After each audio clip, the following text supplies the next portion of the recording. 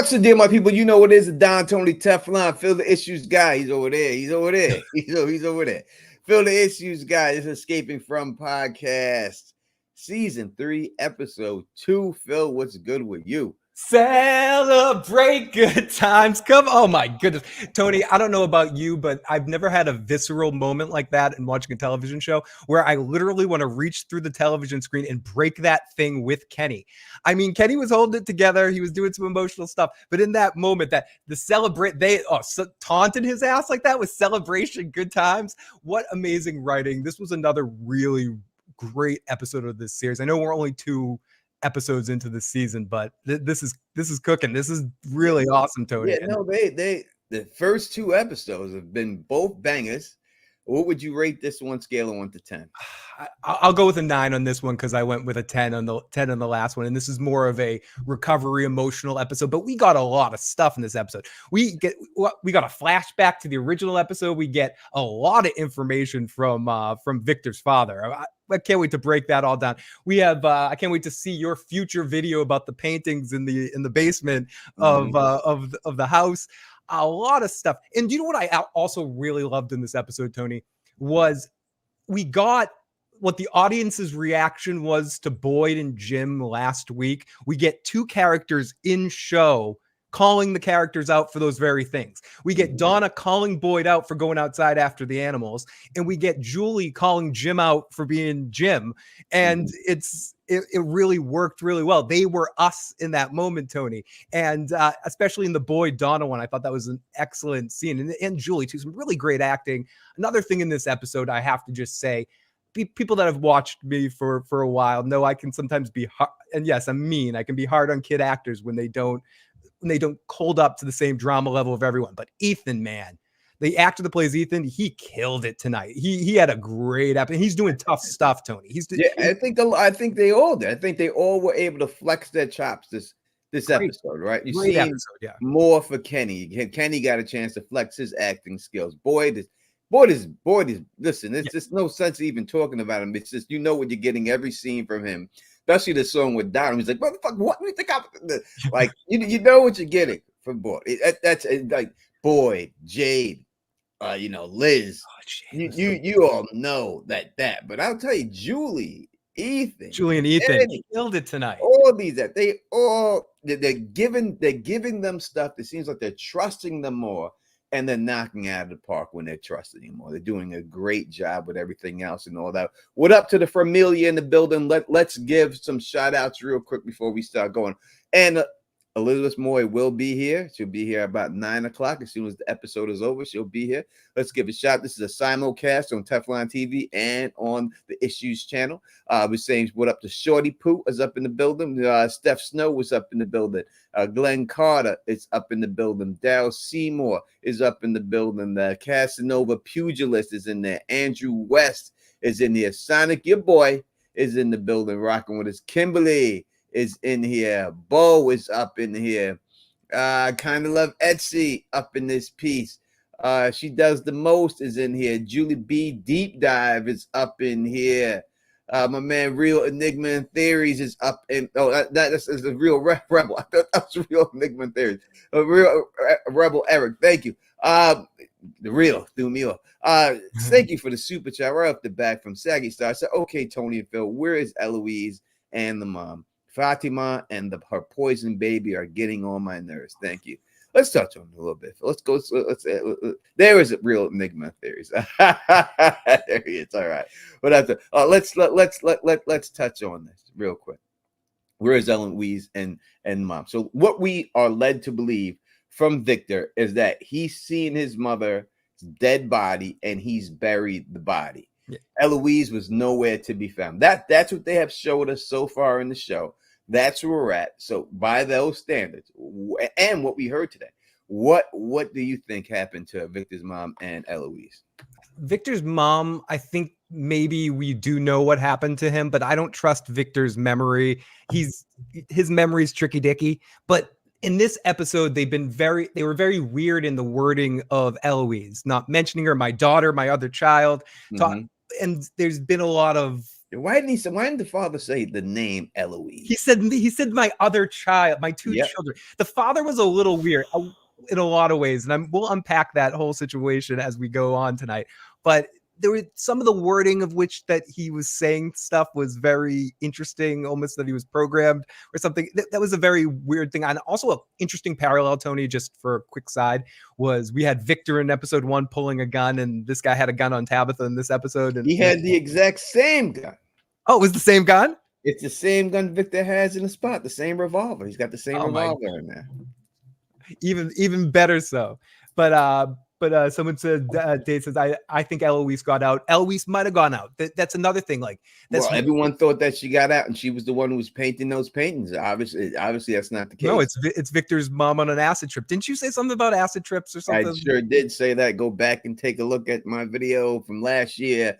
And I talked all about acid and the government being involved in the situation. I'm pretty sure I'm not just like, blowing smoke. I'm pretty sure last year you said something about acid. I said it last year. If you go look, I said, they use acid. And they use a lot of different things for the Nazis were doing it to people and putting them on acid and doing things with conjoined with twins and everything else and experiments. That's the video I said it on. And I thought it was there was a lot of truth to like the we're hippies and we ditched the drugs and we decided to trip one more time. That was just a very interesting conversation between the two of them, and I can't wait to break that down even more. But that's not the question here. But where is Eloise and mom? Mom, I think's dead. Eloise possibly got out. How about you, Tony? So it's a good possibility that Victor's memory could be false, right? It could be, and if it is false, then maybe buried Eloise and not his mother. Would be buried the other. Eloise, I think, is a good chance that the mother could be inside of those huts, chilling in the hut. When we look at those huts, I tell people to watch my last video. Those huts are extremely small. They seem like they're made child size. Jim's knees are all the way up in his neck when he was sitting up in there. So they could have escaped there and just been hiding out in that whole situation over there, trying to figure out a way to go. To get out of here and stuff, and just trying to hide it and wait out, because those talismans that are outside what do we call those statues that are outside there? The totems out there are the same as the talismans. Scarecrow totems. I don't know. Yeah, they may predate the talismans. They may have first had the totems and realized they can just carve this into a rock, and it worked after that. And is the food growing there because she said that in the last episode? Kenny's mom said in the last episode someone was listening and grew some magic crops in a different area. Is that an area where whoever's living there were growing crops in that particular area, and they just found them? That whole finding the crop thing was so weird too. It's just like full crops. They just happened to show up. Like there's eggplants there too. Yeah, there was like eggplants, potatoes. There was cabbage heads. Kenny, I know the actor Kenny, they said described the season with a meme. He put an eggplant in there. That was his thing. He put an eggplant. Now, to me, eggplant only means one thing, just like peaches mean one thing. You know what I mean? So, yeah, when he said it, I was like, was Kenny getting some ass in there? Yeah, like a peach means something. It's what it means. But obviously, it must have meant for this food that was found up in there and everything else. And Tony, pause on the eggplants. Huh? no pause there. Was there any significance? And we're talking about a couple of like that, highlight points for this episode, and we're going to get into more of a full breakdown. And thank you to all of our audio podcasting listeners too that have, if you can, and you're listening to us on iTunes, give us some iTunes reviews and ratings. That would be very helpful. But Tony, is there any significance, or is it just kind of an inside joke that Donna was the whole thing with Donna's last name? She knows everyone's last name, and she's like, wait, Donna, I don't know Donna's last name. Any significance there? Is that just sort of a joke? That's weird that she didn't. She was thinking of, but Donna's known as Donna. Everyone's really there's no one on the show that the last name except for Kenny and his mother. Everybody else is really on a first name basis. But she knew Boyd Stevens. She specifically said, I don't know what Donna. So I think it was more of a tongue-in-cheek thing that the writers were doing. Like, we haven't said that yet, but I don't think there's any significance to Donna's name not being known there. No doubt. Let's take some. Let's take these super Donna chats. Martin graduates. That's Let me take these super chats. I don't want to forget them and everything else. We'll start from the bottom here. Michael Parker said, I noticed that the actor that plays Father Kotri was in the credits for episode 2. I didn't recall seeing him. I didn't see him at all. I didn't either. So that's we'll see. Where was he in episode? If we didn't see him, where could he have been? But I definitely did not see him in episode 2. C. Rick said, thank you for the super chat, Mike. Appreciate that. C. Rick said, I'm sure we'll talk about this later, but Victor's mom must have found a way into Fromville. That's how Tabitha got back. Yeah. So it seems like from what we were here that she attempted to get in there. Like she may not have been taken, and she found a way into it because obviously she's the chosen person and she was looking for this place. But why would you do that and take your children with you is my question. If she was looking for a way in, why wouldn't you just do it on your own? Why would you take your 2 children down there with you? Because it's a place that you can get to when you're not looking for it. So in that moment when she happened to get trapped there, she wasn't actually looking for it in that moment. I think there's a lot to that speech he gives later. And I'm sure we'll talk about that from now till next season. Everything he says in that, it's a place that has no time, that you got, like whatever it was. And I think one of the things were you can only find it when you're not looking for it somehow. Mm-hmm. So perhaps in that moment she thought she was just going to the supermarket. You know, it's she's taking a break and she just happens to have the kids there. She's not actually looking in that moment. The question is, they thinking that she found a way in purposely. I'm not sure about that. And if that's the case, then why would she do that with the kids?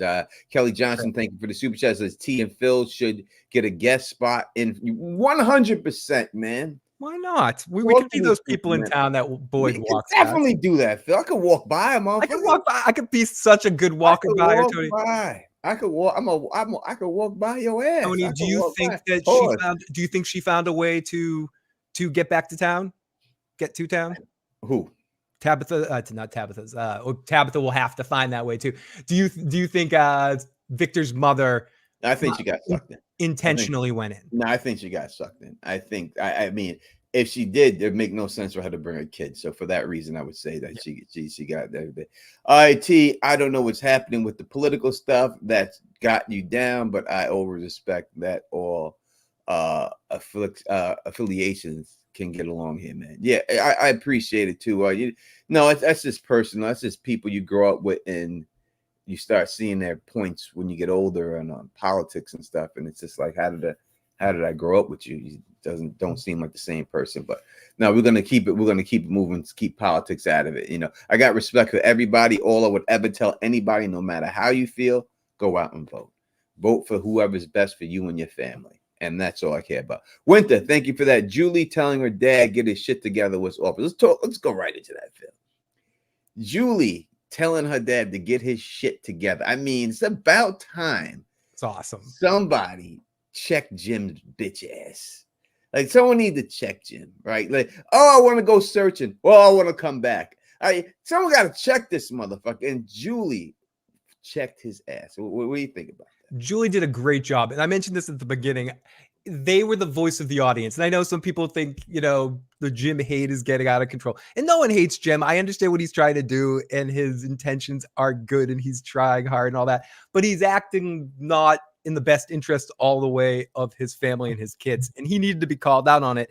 And no one could call him out better on it than Julie. And Julie did it in an amazing way of bringing real facts and real life of the past situation. I can't do what I did before. When you and mom disappeared into your own bullshit last time, I'm the one that took care of Ethan and made sure he was okay. I can't do that anymore. You don't know. I was mind our word in this whole situation. I can't survive in this place right now. I don't have the emotional capability. And last night you went off and I only got saved because Sarah helped me. The person everyone's telling me sucks. And like what do you expect, Jim? And she just let him have all of that, Tony. And it was so well done. It was such a well acted scene, and it made so much sense. It was cathartic, I think is the word for it, for everyone watching that's screaming at Jim for two and a half seasons here. 100%. I agree with that right there. We got some more super chats coming in, so let's get to them. Jason H says, do you think the poison ground will return Tien Chan, sorry, as a monster. Do Kenny's you mom. think her being put in that poison soil will make her come back as a monster? It better not. Let's ask her when she gets in. Maybe she'll be down for that. Let's ask her when she gets in. But rubbing. let's hope not. What do you think? I don't think so.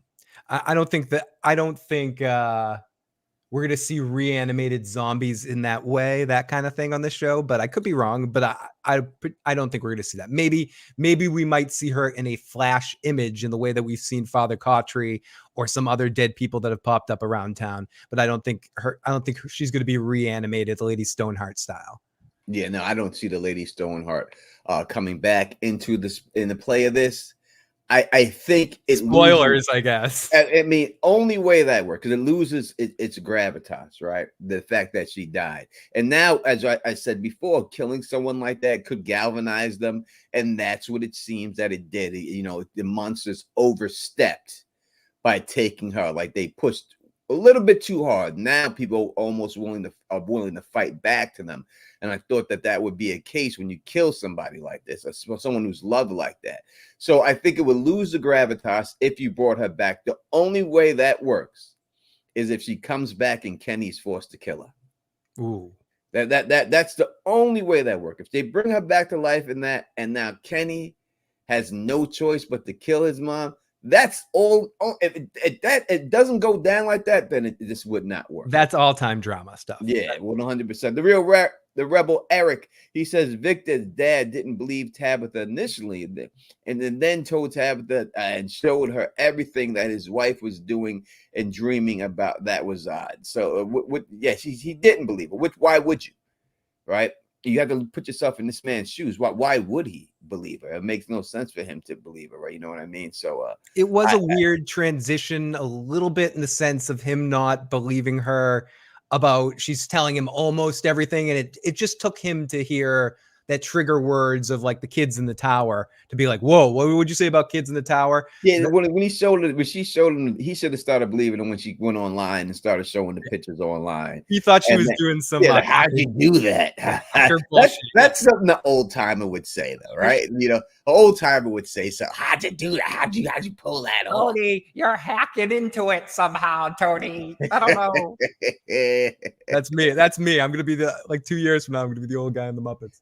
Luna Cascades, thank you for super chats. The math isn't mathing with Thomas's age. When he was a baby, when he died, Julie was 15. So at the time, Thomas is 4. What's going on with that? What's going on with the voice on the phone being Thomas aged up? I mean, obviously you can't have him as a baby calling the phone. No. He can't do that. You can't have him. You can't have him coming on there sounding like the Charlie Brown principal. Right, you can't have him doing that. You know what I mean? So you had to age him up if you wanted to get that point across and show that that's the guy calling. But what do you think's going on? It's got to be someone just effing with Jim, right? Trying to set him into a firecracker of some sorts. I don't think this is Thomas really alive, Tony? Do you think Thomas might actually be alive somewhere? I knew they had to come back to Thomas because they brought him up too many times. They brought him up a lot. Not to follow through with Thomas. So how he could be alive, it just doesn't make sense. If he fell and he died and they buried him and they had a funeral for him. I brought it up before in other stream. I said, if he died in the hospital and then the people in the hospital took him away and had never seen him again, then 100% he could be alive. But if he died and they had a burial and they had a funeral and they buried him, man, little boy, I don't know how he could still. It's the monsters not playing fair, like an Abby situation. Mm-hmm. I think just trying to target Jim and realizing that Jim is someone that can set fire to this place and add more chaos to a situation. So why not add more to him in that moment? Jim's kids abandoning him. If you look at the situation, Jim's walking down the street, both his kids leave because he hasn't been there for them to go feed the animals instead of going with him. And he goes alone into the house. And that's when he gets a call from the missing kid, the kid that died, the kid he lost, the one that will actually need him now. And so Jim becomes an easy mark. So I think Jim becomes an easy mark by manipulation of using his kids because his other kids are sort of pushing him away right now. So yeah, now's the time to get Jim. All right, Jim's down. His kid exactly. Now is the time to get that call. Let's give that call up in there. Again, just because it's the voice on the phone doesn't mean that's exactly who it is. Again, when we heard Sarah said it before, the voice that she heard before was a different voice. When she heard Abby, so all of a sudden now it's a woman's voice. It wasn't a woman's voice before.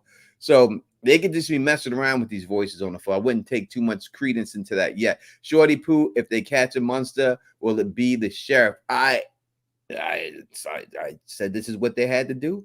I put the whole Game of Thrones stuff out there that if you want to get down to it, you're going to have to catch one of these things. The sheriff, if they catch, it seems like he's the one who's most in the front right now. So it may be the cow. I guess she's talking about the cowboy one, right? Yeah, the cowboy. So, the cow. So it must be that would be the one I would suspect because they've given him the most lines this season. What do you think if they catch him? Who would it be? I mean, this season it seems like it would be that one because we've seen him have the most lines. I don't think they're going to catch Grandma or the milkman or something. I think it would probably make the most sense for him to do it. We missed this somewhere. Andrew gave a super chat. He said, are the plants dying because of Fatima's child? Also, how does Tony's alien theory correspond with Victor's mom's dreams? So first, are the plants dying because of Fatima's baby? Maybe, but I think they're dying to feed her baby. I don't think that the baby is causing the bad soil just so the baby can get nourishment. I don't think that's the case at all. I think that whatever is inside of her can only eat rotted food for whatever reason. It can only eat that rotted food. You know what I mean? So that's where, but she ate that shit like she never ate before. Like she ate the green parts of the carrot and everything. Like she didn't try to diet. She ate everything. Like she was just going in there eating and everything else. So that is what it is and all that good stuff. Peter K has a super chat here. He said, is there beer in that gigantic Viking mug? I would say skull. Yeah, skull. That should answer that question right there. We have another super chat too, trying to get to more. Kelly Johnson. He says, can you imagine T boxing the bear, White Knight at the wall? If you can't imagine it, that you should be able to, because it would be a wrap for that monster. And that's just the way it goes. What up to my girl Carla Way in the building? Let's go through some more people real quick. We got over 300 people right now rocking with us. Again, Elizabeth Moy will be here as soon as the episode ends. She will be on here, and then we do have a surprise, but we're not going to tell you what that is. You'll have to wait to find out.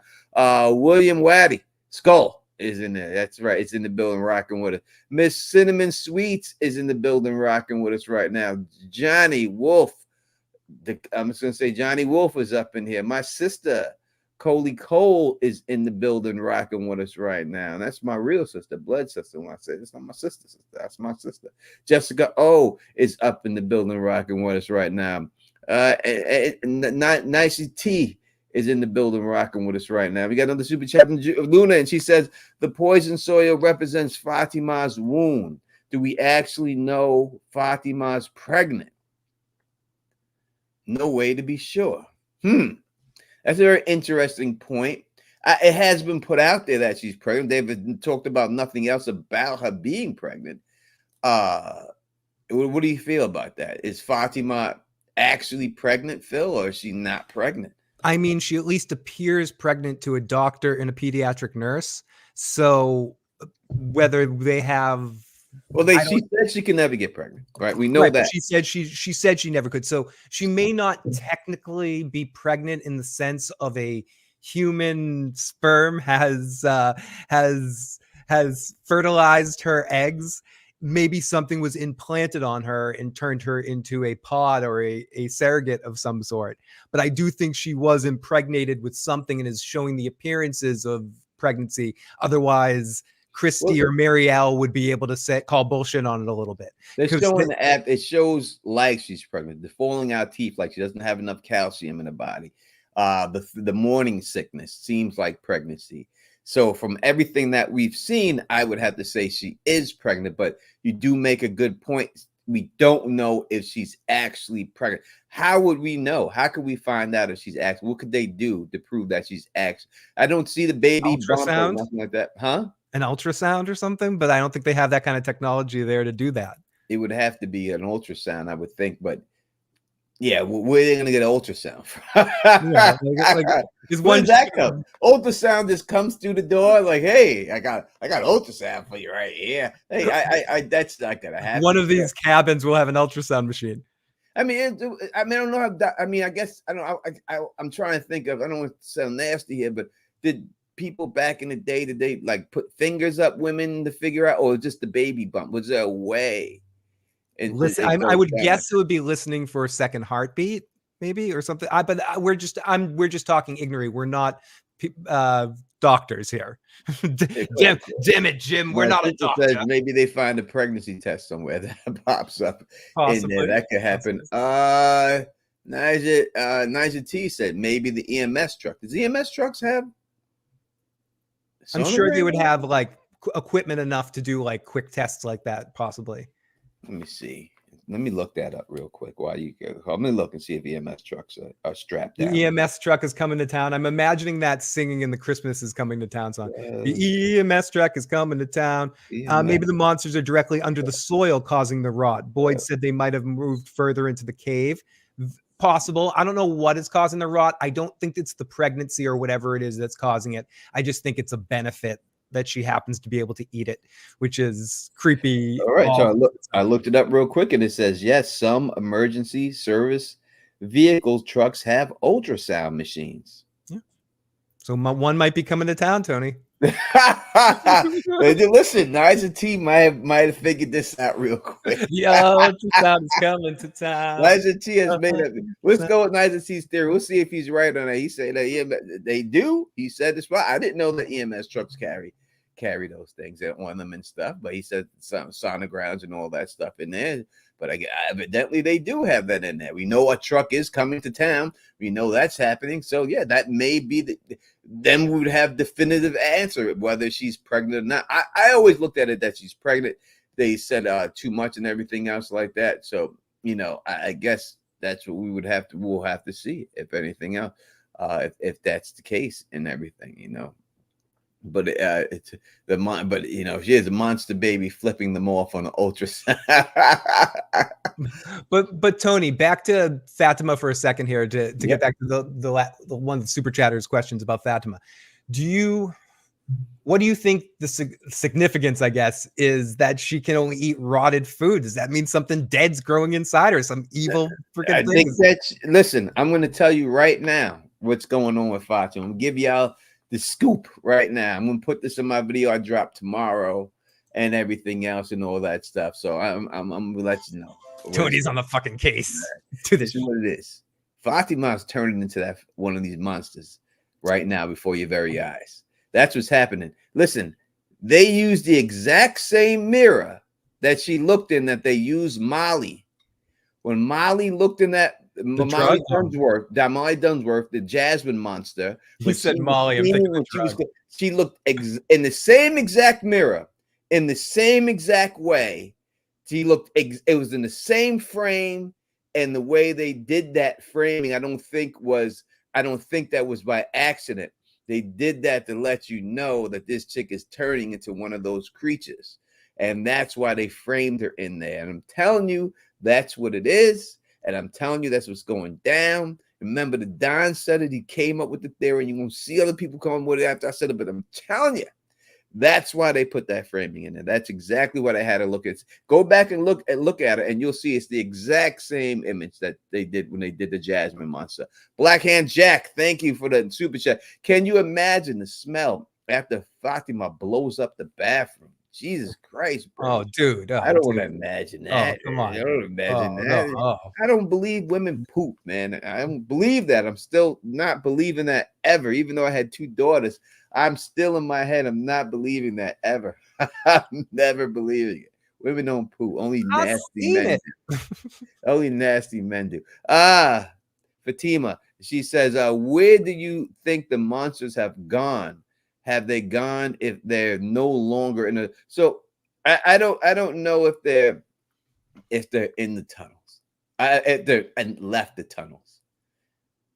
He said when Jade went there, he didn't see him, but Jade didn't go all around looking in there and everything else like No, that, he right? said Jay just started tripping out in like the front of the. He didn't really go too deep in Yeah, the tunnels, right? no, he wasn't in there long, so I don't know if they went anywhere or anything like that. I think they were still there, but he didn't look far enough, and because they didn't show Jade make his way out, they didn't do that whole situation. Boyd played a great bluff game on Kenny there. He's like, you want to go down there? I'll go down there with you. You want to kill yourself? We'll go kill yourself. We'll take a few of them. We'll die down there. Let's go. But Boyd just wants, I think, a better plan to go in there. But he wasn't against the idea of something like this.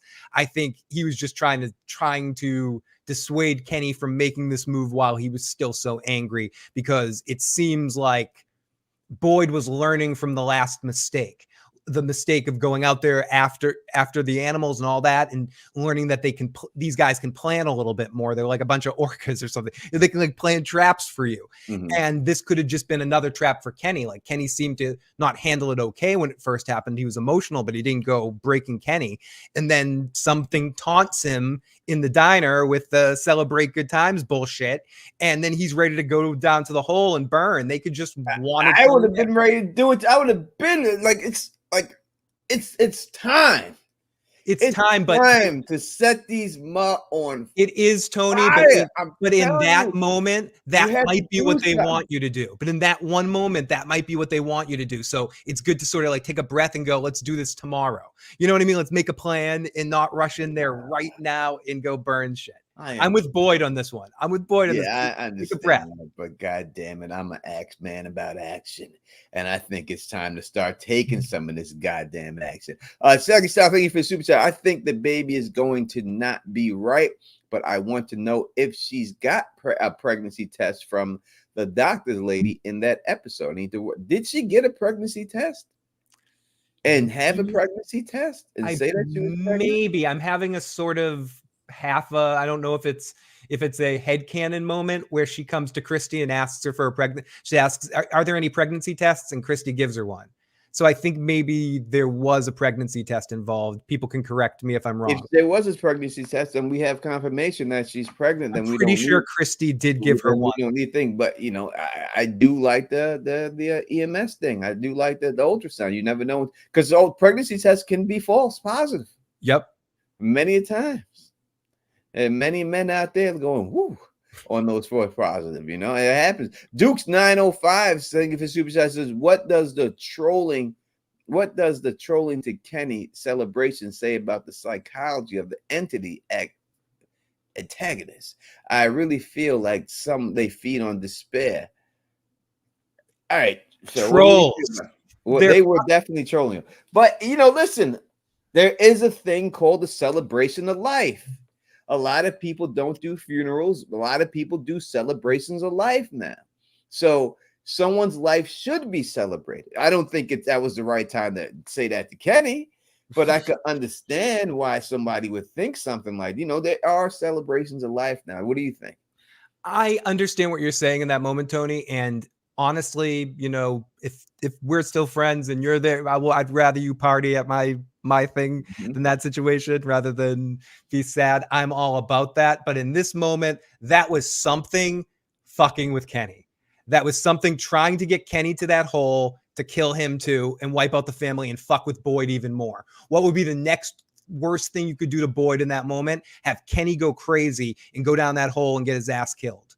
And that would have driven Boyd absolutely maybe break him. So I think they were taunting Kenny. They were giving Kenny everything he needed to go crazy right there and wanted to come burn them, which I think is the right move. I just think you should have a bigger plan where everyone's involved, not just Kenny and Boyd out there alone. You gotta have a big plan with a trap. And I think you're going to see that with Boyd and Ellis next week. But I do think that was a big fuck you to Kenny. That was a bastard move from whoever's watching. Bentley, thank you for super chat. He basically asked the same exact question that we're answering right now. Whoever's this DJ playing these songs, it seems they're all coming from the same 70s era. All these songs are Ooh, coming from the 70s, is every this a one of them. crossover with WKRP in Cincinnati? It's something going on here, and we know that they were hippies and everything else in that era. So it seems to be maybe something to do with the mom and the dad, because it's all from that era, and that's they made a point of saying how much they were hippies during that era. So you'd have to think this is music that they would listen to during that era Ooh, and well, everything else. could the jukebox be controlled by the sorry, I just had a weird stupid theory No, that I go don't, ahead. No, but no, no, I no. don't have any facts behind it. Could somehow the person controlling the jukebox be Victor's mom? Like she's hooked into that jukebox somehow, and Yes, that's her way of trying to communicate, or not I her specifically, maybe maybe. the children somehow communicating something through there, or I don't I know. always thought it was the aliens that being captured that was controlling the jukebox, but I could see exactly why you would think it would be her mother. If that's her music generation and everything else, then why not be her trying to I don't have any communicate through the facts, or music? that's just something that quick Listen, flash. you gotta have facts. That's why it's called theory. We're just putting them out there. We're just putting this stuff out there. James Watt says, "Thank you for super chat. Do you think Tabby is related to Victor in any way? Do you think?" I actually had a conversation with somebody about this a little bit earlier today.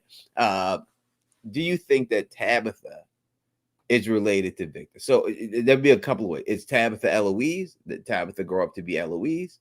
That could be a way, or is it some type of other connection for him and everything else? I don't necessarily think so. I think the only association between them is the fact that both Tabitha and Victor's mother are slayers, or they're Buffy the Vampire Slayer. They've been chosen. They're the chosen ones to fight the evil one and try to find the children and get the hell out of Fromville. So I don't think there's any familia family relation, but I do think there's not emotional, there's some weird fate connection to their families because they're both chosen ones. So Mm-hmm. so maybe the energy and the power of two chosen ones coming together, Buffy and Eve, or sorry, I'll stop at the Buffy comments, but both of the Slayers coming together, like Victor through his mother and Tabitha together, might be able to solve this stuff and find the children, because Victor knows everything his mother knows. So maybe there is some sort of connection that they can have with, Yeah, Victor's family and Tabitha's family to get more power to be able to help find the kids. I don't know. yeah, I don't think that they're related at all. You heard her mother on the phone. Her mother was speaking Spanish and it had a huge accent. I don't see that being a connection at all, in my opinion. We'll see if I'm wrong. And that C. Rick, he's been a member for 15 months and he wants to know, are you, meaning me, the Don, still holding to your 100% alien theory? 100%, man. You listen, man, there's nothing that I seen here to not make me go with the alien situation. We know this has been going on for a long time, but that doesn't mean anything. Does it not mean that this is, in fact, it makes me think more the time that this has been going on, as we heard the Tabitha, and there's always been a chosen one, time and time and time and again. It means more to me to think that since it's been going on since the beginning of time. Who would have the power to do something from all the way back then and keep it going? To me, that sounds more like alien situation going on there than anything else. You know what I mean? So that's just what I see. You, Birdie Blooms. Don't think I don't see you, Birdie. I see you, Birdie. And you can feel like you want Birdie. And we're going to see who's right in the end. We're going to see. But no, nothing that I've seen or anything in here at all makes me believe that that it ain't going down. Tony doesn't miss a comment. He's like Santa. He checks his list twice. That's right. I don't think I can see y'all up in here and everything else. Y'all will see. Listen, before I'm predicting it now, that before this season is over, probably in episode 9, episode 10, you're gonna get that proof about these aliens. You're gonna get that proof. It's gonna happen. It's gonna happen. My sister's asking what time does the lady from the show call in? She's not calling in, she's gonna be here live on here, the panel with us, and she'll be in as soon as the show ends around 9 o'clock or so. Obviously, we have to wait for the show to end to have her come on, but she'll be in around then. Right, thank you. New Slave City, alien Diddy probing people. Listen, we've had made our fair share of Diddy jokes on this channel. And we'll make more and everything else. We'll keep it going. Orange Smith, thank you for the super sticker. I think we missed one super chat from Vanessa. How did Miranda's trip on acid and then start to hear the kids? Those paintings were really accurate. So I think whatever she was the chosen one with tapped into her and connected with her on the trip. I don't think the acid necessarily triggered anything. It's just it made her probably more aware of every emotion she was having and made her start to kind of see it. But those paintings are oddly accurate. Tony, I'm sure we'll break down the paintings later on Wednesday and later tonight when we get into that part of the episode exactly. Wednesday we'll go through every. I have the picture. We'll put the pictures up. But besides the boy in white, anything else that like quick things that stood out there about they pulled the picture of the grown up boy in white. They made a point of her holding that one picture. Out of all the pictures, that is the one they held up. So to me, I said that was the big bag from the beginning. I'm still gonna say that's the big bad. That's the guy holding it down. He's the one doing everything.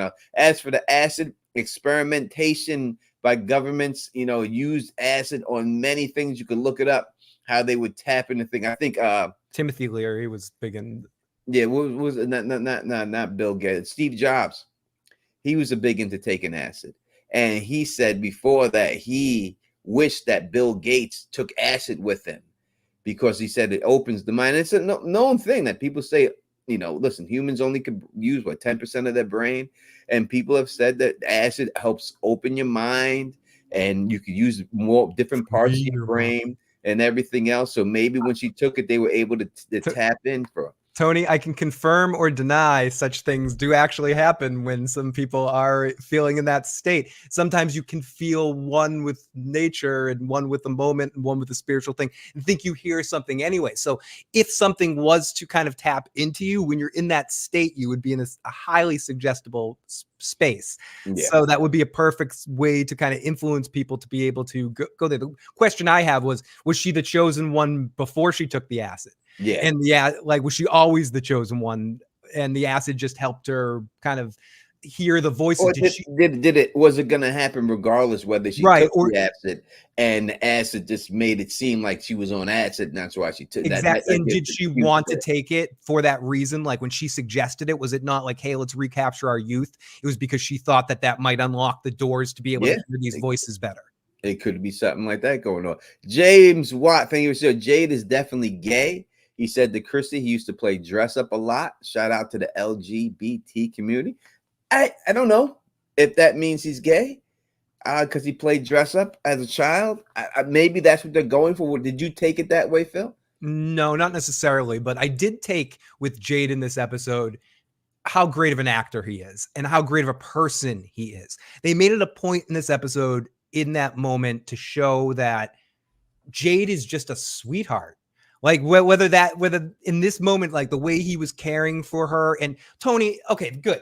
Before we get too far, did Jade say this is? I'm not even sure if I'm going to explain this right. It's somewhere in my notes somewhere. But when Boyd came in, they carried the body in, and Boyd said, "We're going to have to bury her with the husband." Yeah. And Jade goes, "No," and Boyd goes, "Oh yeah." Did he say no because of what he says later, where he goes, "No, she comes with us"? Like like when they go home, they're gonna bring her body too to go home. Like, why did Jade in that moment say no? She doesn't want to be buried with the husband. I didn't quite. I got to go back and look and see if he said no. I don't remember him saying no. Jade, in that moment, in my memory, anyways, Boyd says we got to bury him with the husband, and Jade says no, and then Boyd goes, okay, but yeah, like listen back to that, and we'll talk more about that. I definitely got to look back to see if he said that. Mr. M16, thank you for the super chat. Says my theory with Victor's dad talking about his wife being a chosen one, having to free the kids.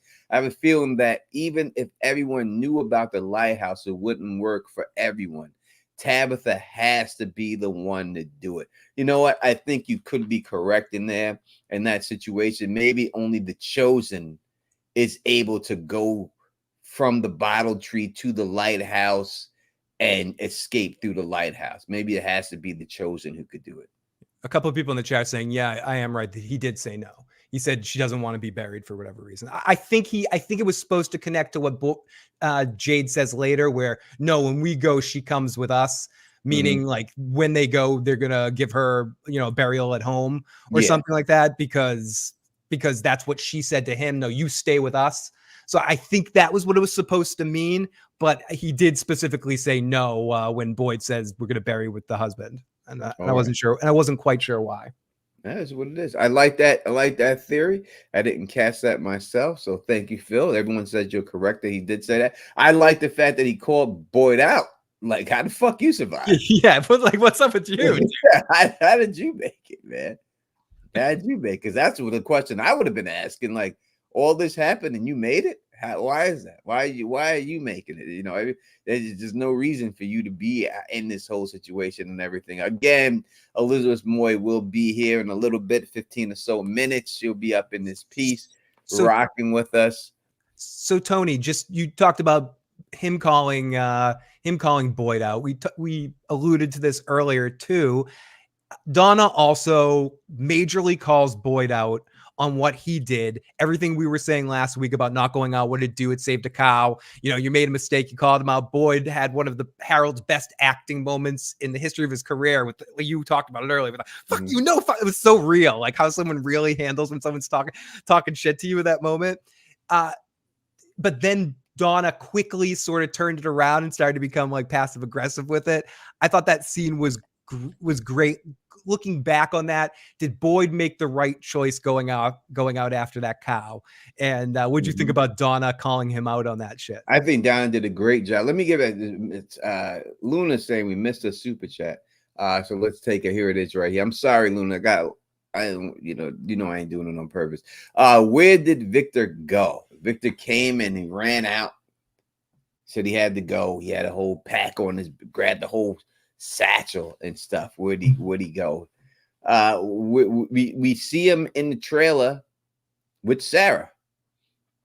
So I would have to assume from the trailer that we've seen that he's going to go to Sarah, because that sheet that he had that he carried out, it seemed like he built some type of fort with Sarah and ripped it down. So I would have to assume that Victor went with Sarah. What do you say? Yeah, it's just either with Sarah or to some hidden spot that he has, that some safe spot, that has peaches.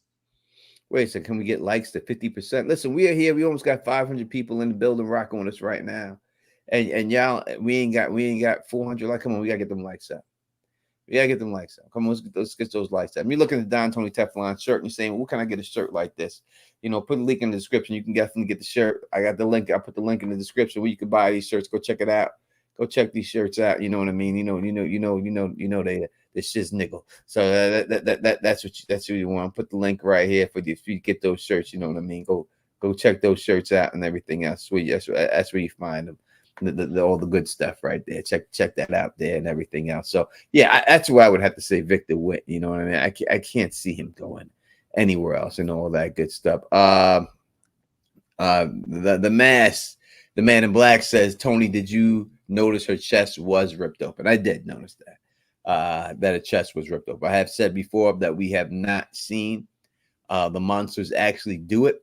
I wonder if Boyd actually seen them do it and gather the organs inside of them and run off with them. I wonder if that was the case. Did not show that. That's something that they still have not shown, and I'm still suspect on it. Why and everything else? So my Sonic boy, look, he says, I got my case of Sarah shirt yesterday. I named it the Carla shirt. That's what I'm talking about right there. That's what I'm saying. And if people did order and you delay, it's a little bit late. Like it's not there. It's due to the hurricane that just hit. Don't worry, it will be there. But the hurricane is slowing things down. And rest in peace to anyone who passed away in the hurricane. Oh, my heart goes out to any. I have a lot of people in North Carolina. I'm family with anyone on that whole situation. Anyone who went out, whose family's been affected, or friends have been affected, and everything else. I want to say, our thoughts are with you, and hope you get through this as best as you can. Nonfiction sent in the super chat and says, I think if no one ran out to get the animals, the monster would have started slashing the animals to force people out. It doesn't force them out though. If that happens, if you just start killing the animals. I agree. Just let them go.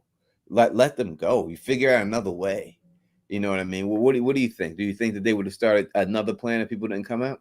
Maybe, or they would have kept trying to goat Boyd out there somehow. But ultimately, I think I would have done the same as you in that situation. You got to let the animals go. The question I have more is, did Donna let go of that because she's like, I don't want to fight this fight? I'm not, does she really think Boyd actually messed up and she's going to go like talk, Boyd's losing it behind the scenes? And is this the start of where people start losing a little faith in him? But I think I understand why he made the choice he made. He was in a no-win situation because I do think the monsters would have amped up the situation after that.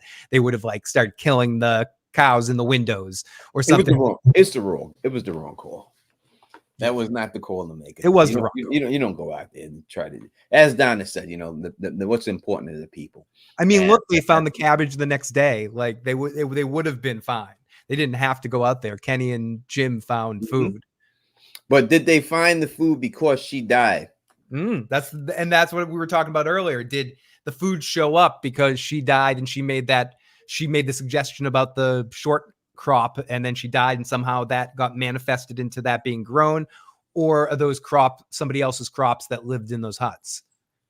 Lived in those cabins. You don't know. TNX. He says, nice shirt, Tony. Can't break me. LOL. That hot chip is gonna break you. If I took it, it quite possibly could, but the bottom line is I'm not going to have to take it because I'm right. When someone said something about me making up stuff, that's all I do. That's half of what I do is just make stuff up. Come on, that's the point. That's what we all do. Yeah, we're all making stuff I'm just making stuff up. Tony actually knows what he's talking about. I don't. I'm not pretending to know what I'm talking about. I'm just having a good time. Hey, listen, I'm telling you, you people can think what you want. I said it from day one. I ain't going back on it. All right? This is where I told you these aliens is involved in this. You're going to see it. You're going to see it. And I can't wait to come on. Let me tell you, I cannot wait to come on this stream. Yeah, y'all think you can't, people can't, you ain't going to be able to hold me back when I come on stream and you see some blue-faced alien or green alien. When that happened, I want y'all all to think of me. Because when you see me come on there, I might come on here doing the goddamn river dance. All right? The Irish river dance. You might have me come on here doing the Irish goddamn river dance with my shorty in the background watching me. All right? Hands behind the back, the whole nine. Come up in there. I'm trying to tell you, this is what's going to happen. This is what's going to happen. And this is what it is. You might see it. You might see it. And everyone wants you to eat the chip. If it is aliens, not everyone's sending in a chip video for themselves. What do they have to risk? No, they're not all eating the chip too. How about some of you guys that will put the chip challenge? I don't need them to do it. I don't need them to do that chip. I just need them to show up. Oh, I want to see them eat the chip if you're right. Just show up. Just show up so I can gloat in front of you. Show up and the gloating is going to be magnificent. Let's say what up to people. We got Glue Guns and Roses in the building. My man Regine the Great is up in here. Blessed Life is up in here. H120 is up in here. 5-star reactions in here. My man Jay Sleek is in the building rocking with us right now. We got another super chat from James, and he says, I'd say the sacrifice, the alien baby, or ain't no one going home. Good luck. If it's an alien baby, I'm telling you, Victor got to die for everybody to go. He says, Julie said, wow, almost 400. We got over 400. We over 400 people here. Make sure you hit that thumbs up. We got over 400 people in the building, man. We're going to have 500 people up in here or more. Well, the show has just ended right now, so we should have more people showing up. Oh my God, Jim's son called. Jim's son might show up. He might call in. Call-in line will be open in a little bit. Phil will get the number ready for you. I'm going to go refresh my cup before the beautiful Elizabeth Moy joins us, because she'll be right here in a second. So I'll be right back. And when she does come on and we take the calls, I'll be coming off camera for a second, screening the calls and taking people on. So get your questions ready. Keep them shorter than usual, so we can get as many calls in as possible for her. Give your name, where you're from, and what your question or comment is for Elizabeth. But I'll be going off camera for a quick second, going over here, being like, Jim will be screening calls. When we see this, it means I'll be away screening the calls, and then we'll take some calls for her when she gets on. So get your calls ready and just be as a little snappier, so we can get as many people. Yeah, let's listen. We can't KP it on the call. All right. I didn't say that, KP. Tony did. You can't KP it on the call. You're gonna be this is gonna have to be fast and furious. We can get as many people in there and everything else. Like try to keep your question like to under like a 30-second thing, 30-second thing. I understand if you want to give her flowers and praise her and all that, you could definitely do that. That's and everything else. That's what I would hope. And but if you got a question, let's get through rapid fire. We're gonna rapid fire them, man. We're gonna rapid fire. We're gonna give you like maybe 1 minute to rock, and then we out. You know what I mean? That's the way it's going to go and everything else. So the number will be. Rosa says we might actually want to give an actual time limit. But see, this is last year. What we did was had people leave voicemails. And if we find that people aren't respecting the time limit, we'll go back to voicemails. Yeah. Listen, we love KP. I don't act like KP my motherfucking man. 50 grand. You know what I'm saying? Don't think we don't. I'm just saying he long-winded. This is nothing.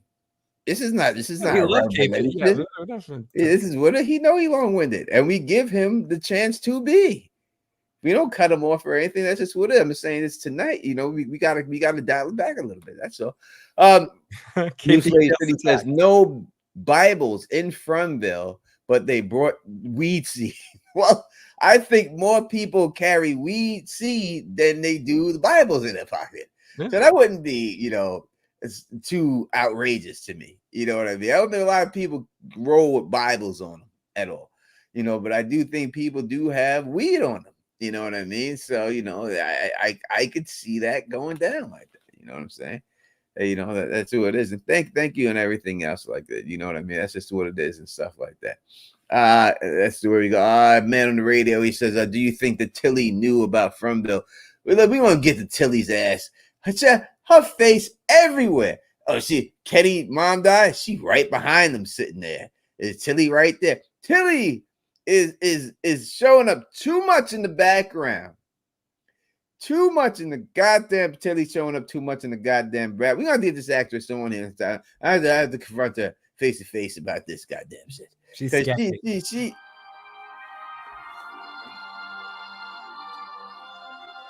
Why are people calling me, man? Why you calling me when I'm on live stream? And yes, if you hear the Jeopardy theme start coming, that means wrap up your call very quick. No, we're just gonna get rid of them. You got like a 60 seconds. Obviously, you ask her a question. You obviously want you to hear it, but make sure when you do that, your stuff is all the way down in the background. All right, your stuff is down in the background, so we don't have to, because you got this stuff trying to listen at the same time. There's always this delay in situations like that and all that stuff. So, just make sure you're ready to rock when we get up on here and everything else. It should be a soon. And Tony, this was a dark episode. It was an emotional episode, but there was also some funny parts in weird ways. Like even at the very beginning with Jade and Victor and with like goats and the goats eating the string theory. I mean, I think there's something to that. Maybe not necessarily deep significance, but it was just watching like the whole thing, like theories and stuff just being eaten by the goats. Yeah. And the goat was specifically on the poster. Right, they put the goat on the poster. I mean, the goat's got some importance. I don't know what the goat gonna do. I don't know if they put it on there because what happened and everything else and all that stuff. But when you put something on the poster, the promotional poster, you're doing that because this is an important thing. And they did have the goat on the promotional poster, so the goat definitely played a major role. Obviously. We've seen what happened with these things, with everything else and stuff. You know what I mean? But it definitely has some type of thing going on there with the goats. There's no way around it. Maybe something else is gonna go. Coco, thank you for super chat. So it seemed like Fatima couldn't open the door to go in the house. She can't go in and is forced to stay outside. Ellis won't stand for that. He'll stay outside. Whether he might be dead enough. I would think he would carry her in. I don't think that he would just let her be out there. I think he would just carry her in and stuff and everything and have her come in that way. I don't think that he just leave her out there and everything. That's the love of his life. That's his boo thing. You know what I mean? So I can't see him doing anything like that. But I understand what you're saying. Maybe I think what you're trying to say is that maybe she's got some type of evil spirit and it's not allowing her to get inside the door or something like that. I don't know if that would be the case with Fatima and everything else and all that good stuff, you know. So I do think that if she got stuck out there, then her man gonna carry her. Like any man should. Any man should be doing that. All right, and all that good stuff.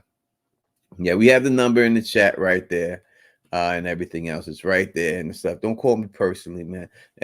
I'm on live stream and all that good stuff. You got the number. Carl Away had put the number in there and everything else and all that. But her eating the rotten food is something I did not see coming. Phil, what did you is it something that you thought that would happen, or that was a twist that blew your mind? That was really out of nowhere. I wasn't expecting that. It was there's a couple of like not gross moments, but sort of like shocking, like moments in this episode. And that was one of them where she's just sort of dieting on the nasty food there. And that was one of those things that it didn't sort of occur to me to think about in that moment of something that could potentially happen, but it did. And obviously, it's, if not a dead giveaway, it's a big giveaway that whatever's growing inside her is something evil. Man, would have to be, right? I mean, why else would you eat rotten food? And this food was rotten. This like, wasn't like gross. It was just turned. It wasn't like a black spot on banana. This was gone.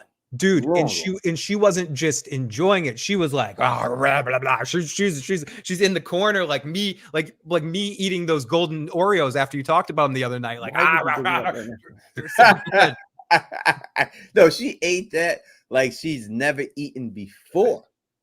Like she never ate before. She ate that. She was eating that like she never ate before. Like she's a garbage disposal there. Like she's Alf eating a cat. Like she was going on that. She was killing that stuff and everything else and all that good stuff. She was definitely killing it. It definitely was a situation there going on there with her eating that stuff. Danny eating the brain. Like she was getting deep up in that stuff. And I mean, I definitely think there's some significance to that in the fact that that's the only thing they made sure they said many times that regular food is sort of just naturally grossing her out. She's disgusted and turned off by it, and this is sort of giving her energy. And also the scene where her tooth falls out was really difficult. That was a pretty disgusting scene. Like I can see people get hacked up and shit, but like seeing the tooth get pulled out was a little creepy to me. Yeah, the tooth, and it wasn't just like a partial tooth. No, it was like the whole. It was the full tooth. Like when your full tooth comes out like that, like the roots and all, there's a problem, man. Like that ain't natural. I can see if she chipped the tooth or something like that, but when the whole thing come out like that, you know that's a problem. Hopefully, it was one in the back, because I don't want to see Fatima over here with missing teeth.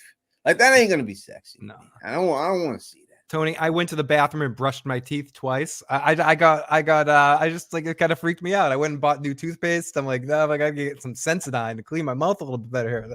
Like, it's horrible. No doubt about it. All right, while we're waiting for Elizabeth to jump on here with us, we're going to start the recap.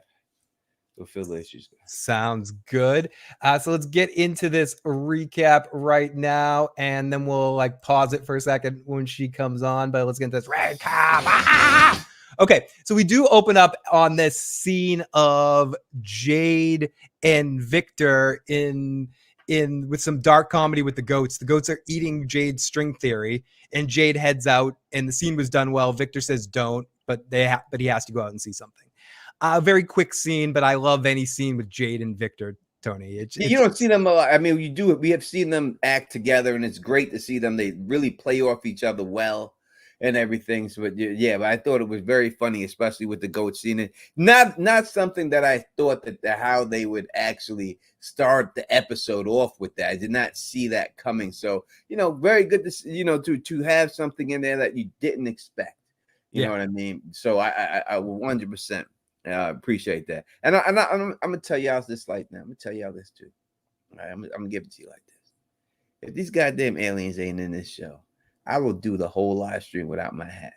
All right, that's how confident I am. That's worse than that's more crazy than the chip, dude. Yeah, y'all don't see me like that. I'm telling you, I'll do it without the hat on, and I'll hold it to it. Yeah, if they, in fact, I'll make it even better. If they don't bring it up or show you some type of evidence this season, I'll do a whole live stream without my hat. Tony, that's sure. Listen, man. This season's gonna happen. Confident, this season, Tony. This season. I'm confident. Phil. Okay. I'm Team Tony. Then let's do this. Let's do this. Right. I'm excited to be a part of this. I'm not doing anything to my head. People said Tony's hairline looks like LeBron. No, it doesn't. I ain't holding. I'm not trying to hold on. I am. If you took this, I ain't trying to hold on. You think I'm going to take off this hat and I'm going to look like George Jefferson? That doesn't happen.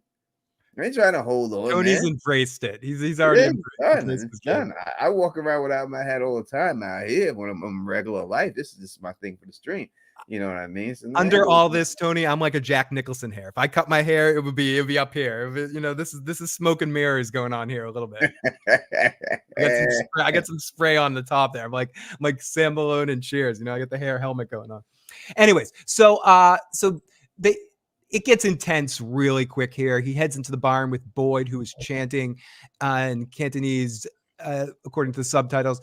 And basically what he's saying, we hear it later. He says, take care of him. He will be alone now. I mean, we that gets discovered later on, but I thought that was a great piece of writing to kind of put that in the beginning. And then later on have, that's the thing that sort of stops Kenny from giving any negativity towards Boyd about the situation.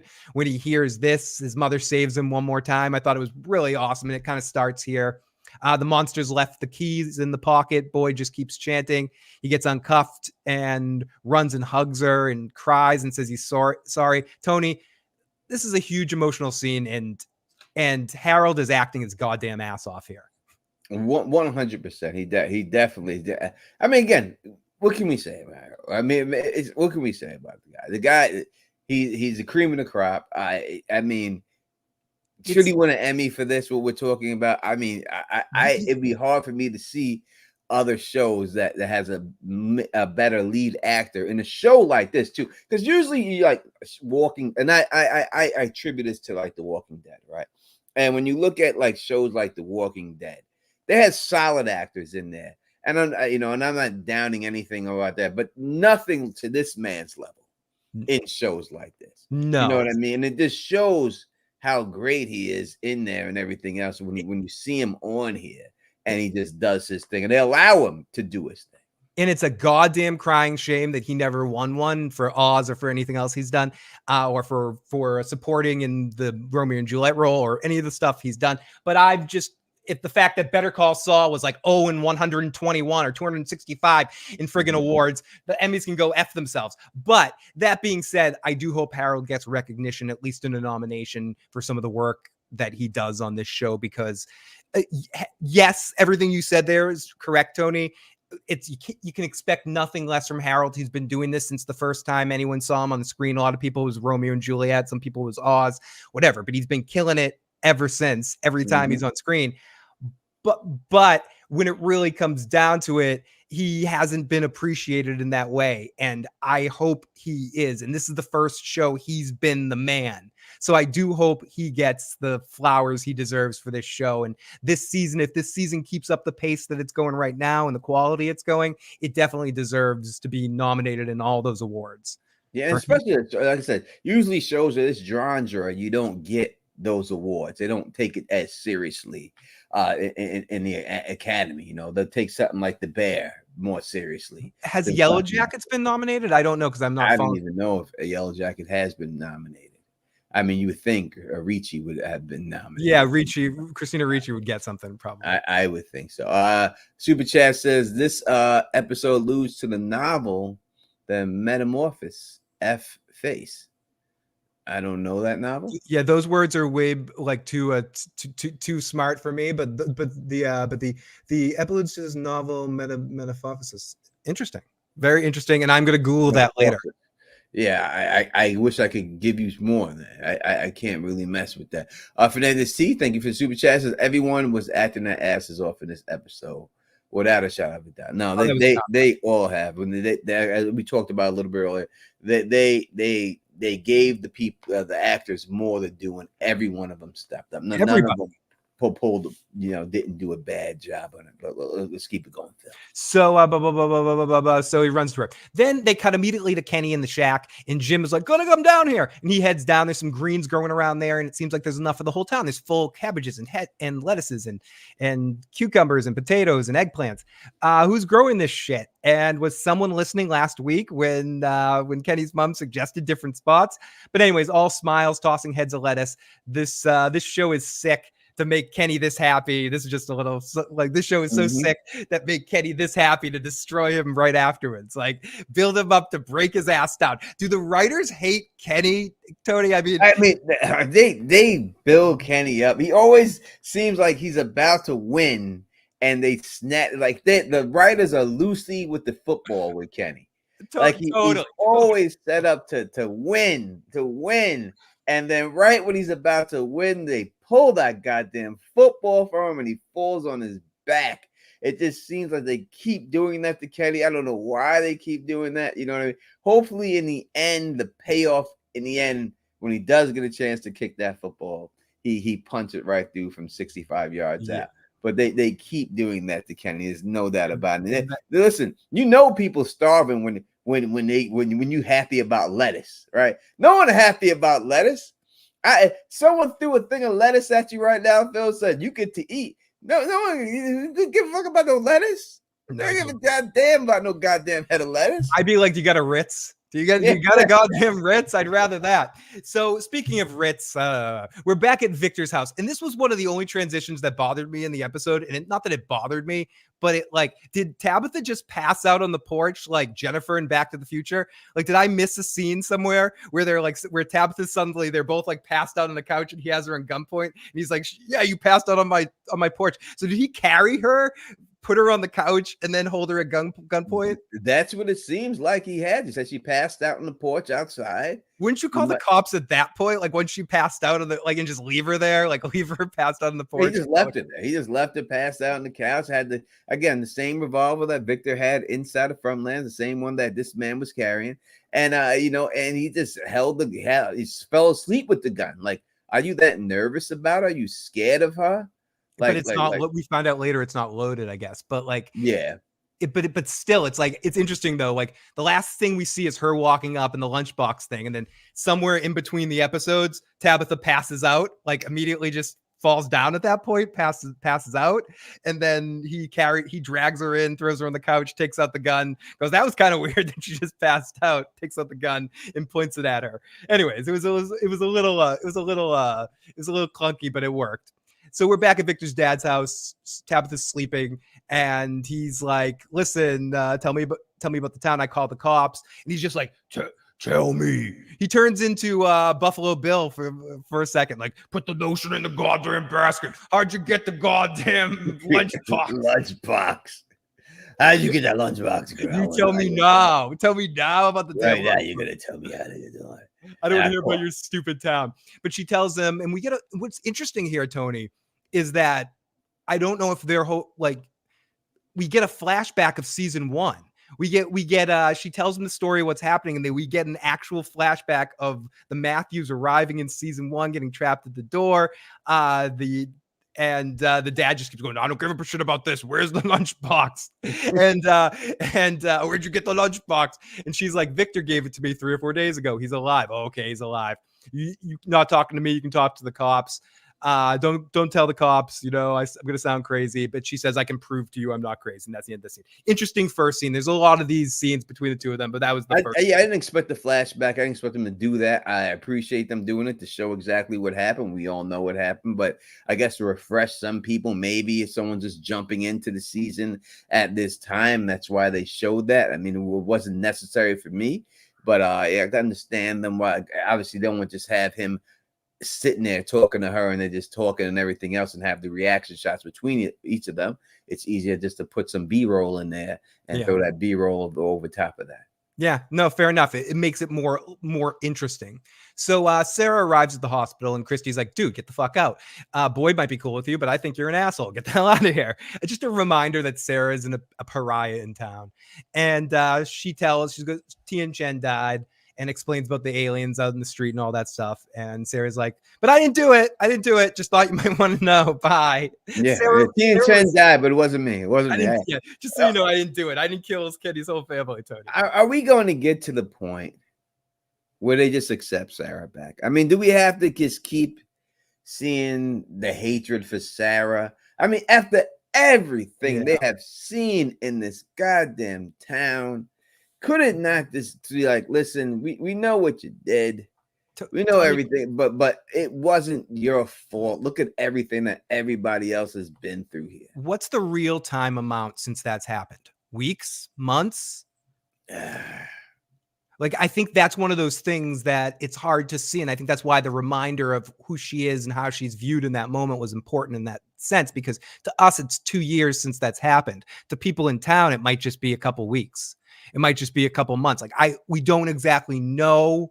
What's it been? Probably at most a month since that shit happened. Maybe you're right. So it's hard for that. Maybe 2 months. I'm trying to think like how long's the longest it could be since that happened. Yeah, a couple of months. Couple months maybe. So and that's hard for us as an audience to think because we're watching a show two seasons in. But for all the characters, it's still rather fresh with Sarah. But I think. Yeah, with over 500 people watching us, 220 likes is this not enough? Can you please hit that like button? Let's get those up. I mean, we should have at least 450, I would think, with over 500 people in here. Let's try to get those likes up there to the people, please, if we can. Let's just keep it rolling. I got to. And then Marielle comes out and she's like, what was that? What's going on? And Christy breaks down and sad, slow music points. Music's not used crazy amount on the show, but when they use it so crazily well. And then we cut to the shot, and I think this is the last of our trailer stuff here in this episode, Tony. We get our trailer shot of Jade and Boyd walking, as Tony called from the very beginning, of whose foot that was, rolling into town. Victor watching. More focus on Victor this season already. I mean, he's getting more camera time. I think everyone can notice that. Like, because his father's coming in, there's focus on his mother and his sister more. Scott's getting a lot of reaction moments. Like, everything that's happening, they're kind of going to him on camera more than they did last year. So I think that's, they're purposely, Victor is more involved in everything, Tony. And I think that's interesting. Yeah, I think, again, as you say, his father's coming in, they're setting that up. Guys with the reunion and stuff like that, because it does seem like he's going to be in the ambulance. From what we've seen in the trailer, we have to assume he's in there too, because he does get into the car accident. So we're talking about a reunion, and he's one of the cast members, not just a side. So it just seems like the only way it's going to happen is if he's back out in there and everything else. So we have to assume he's going to be. But it's weird that people always say he was elevated to the main cast a second. How would they have done all this stuff? Like, it doesn't seem possible to have this show without the stuff we're getting from Victor. But Tony, remember Breaking Bad, Jesse was supposed to die at season 1. Yes, you're right. And it's like certain shows you get in situations like that where Cheer is a far less important show. Cliff Clavin wasn't in the original script. Certain actors come in and their performances dictate more, and he could fit into it. That's, I think, the one thing about that, Tony, though, is if Victor is the creator, the orchestrator of all of this, could he have been that from the beginning in this kind of situation, as a side, more of a side character, or maybe not, but I don't know.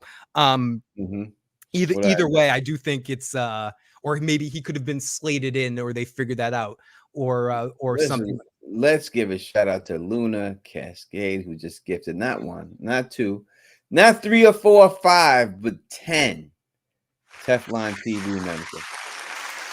10 memberships. All y'all, welcome to the Familia. We are happy to have you. If anyone just got the membership, please give a shout out to Luna for giving you that membership and everything else. Again, we over 500 people strong up in this piece. Make sure you hit that thumbs up. But we're waiting for Elizabeth Moy. Actors on Actors Time. I'm sure she will be here. She's confirmed to me that she'll be here and everything else. So, but she knows the time and all that stuff. We're waiting for her. Hopefully, she'll be here sooner than later and everything else. But nothing we could do. It's all been set up, but nothing we could do but just keep the show going until she does show up. We'll just keep recapping until then. So, and then we get this beautiful, horrible scene of them bringing her into the church. And what I really like about this, Tony, is let me get to my stupid thing over here. And they on the camera angle, they like tilt the angle at like a diagonal angle while Boyd is like carrying the body down. And it's like it adds to the sort of uncomfortableness of the moment of the scene.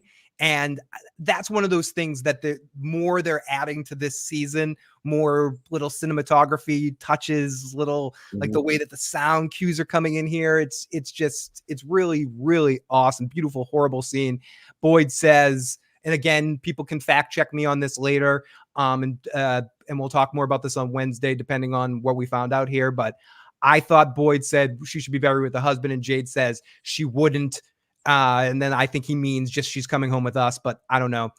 Just like she said she would stay with you're staying with us.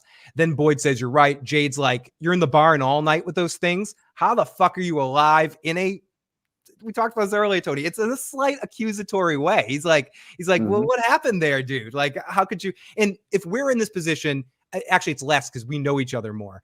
But if you're in this position, like Jade in this position, and a skeptic like that, you would think the same things. And if I was in that moment, you would be like, how the fuck are you alive, dude? It would be weird, right? 100%. It's the right question to ask. You have every right to ask, especially from everything we've seen about these monsters and everything else. Now, all of a sudden, you get to, and there's nothing wrong with you. They didn't scratch your face. I mean, you got a little scratch on the arm. We'll give them that.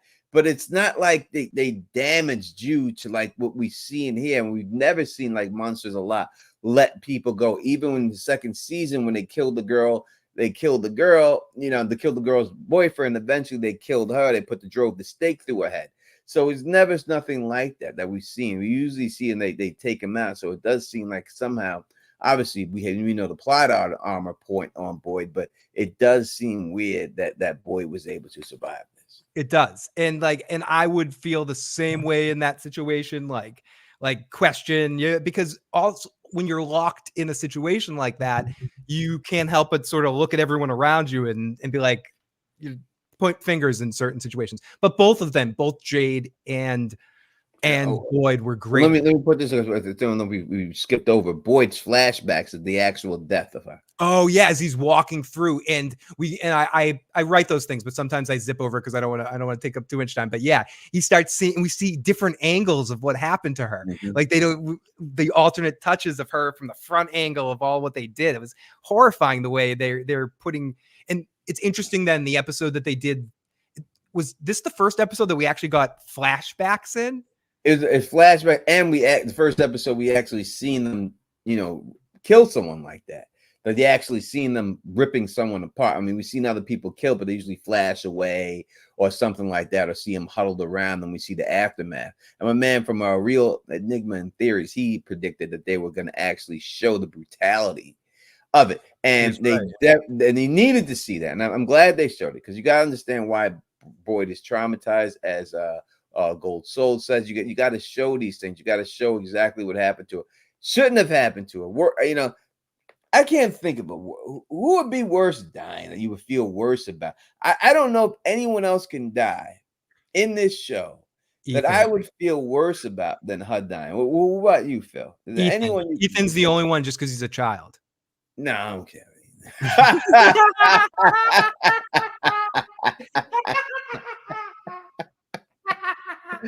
I ain't worried about that. The townspeople. Uh, okay, obviously Boyd can't die. I think if Jim or Jade or Kenny or Christy or any of those characters died, you don't get the same. I don't personally get the same level of like, oh, because she's the emotional heart. She's the pancake maker. She's the person that is the sweetness that keeps everyone gives everyone a sense of living like it's real life in that world. She would take this cabbage and take those potatoes and make magic. Who's going to do that now? You know, Kenny's not doing that now. Like, and how do we, it's like with food of the soul. Like she's the one, like something about food makes you feel like you're in reality. Like when you're in the Survivor, like something that makes you feel like you're just eating rice and eating bugs and stuff. Like but you have like this woman who's like taking those bugs and making a ratatouille or some shit like that, you know, like can make something really tasty go and, you know, can go Professor Gilligan's Island of food. We'll get to all your super chats as soon as we're done with the recap. We'll go through the super chats, so keep them coming and we'll get to them all at the end. We'll just go right through them. Yeah, It's easier that way than stopping all that. And we'll open the phone lines up too. And also, those of you that are listening to the podcast version of this, if you ever want to get your voice in the show and you can't listen to us live, and we thank you for so many views on that as well. But you can check that out at 781-990-8509. Leave a message 24 hours a day, 7 days a week. And as I said earlier, please give us some iTunes ratings and reviews. It can only help us reach more people in that way. Okay, so Boyd says you're right.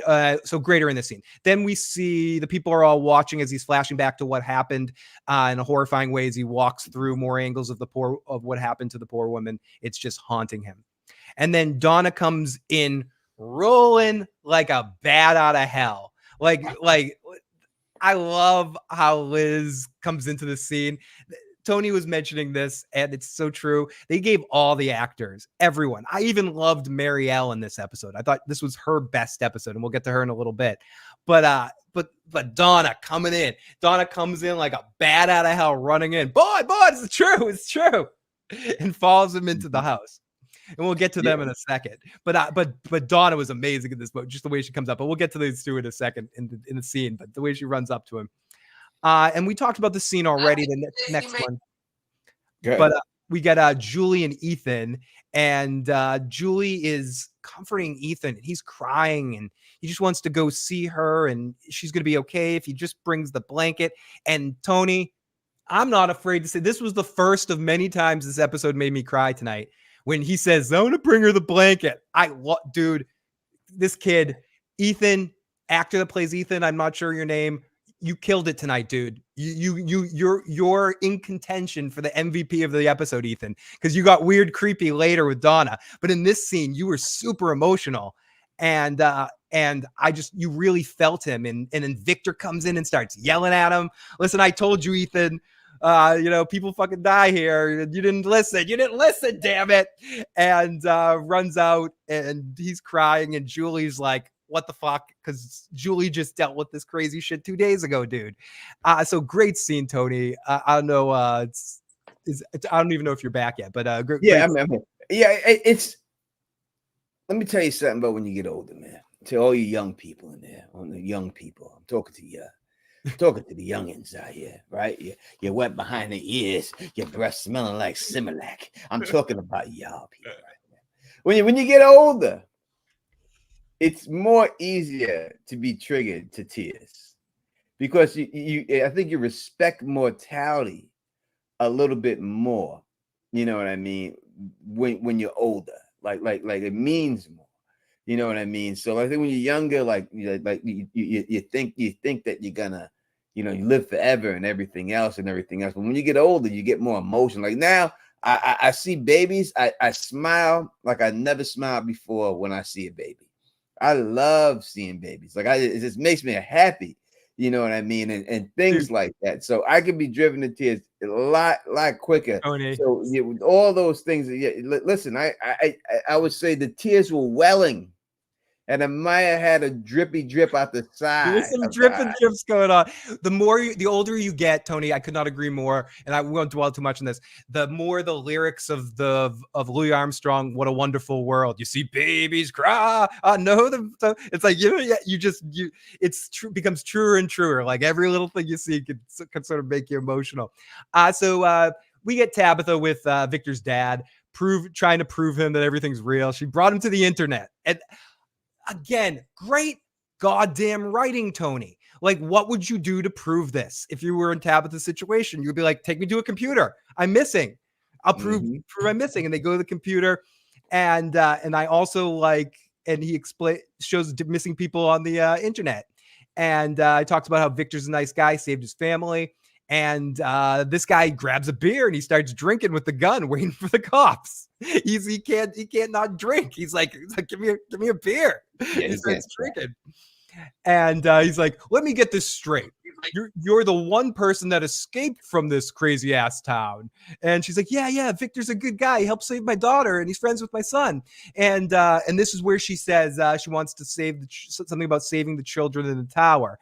And if we save them, and Victor's dad's like, wait, what? Tower? Children? What?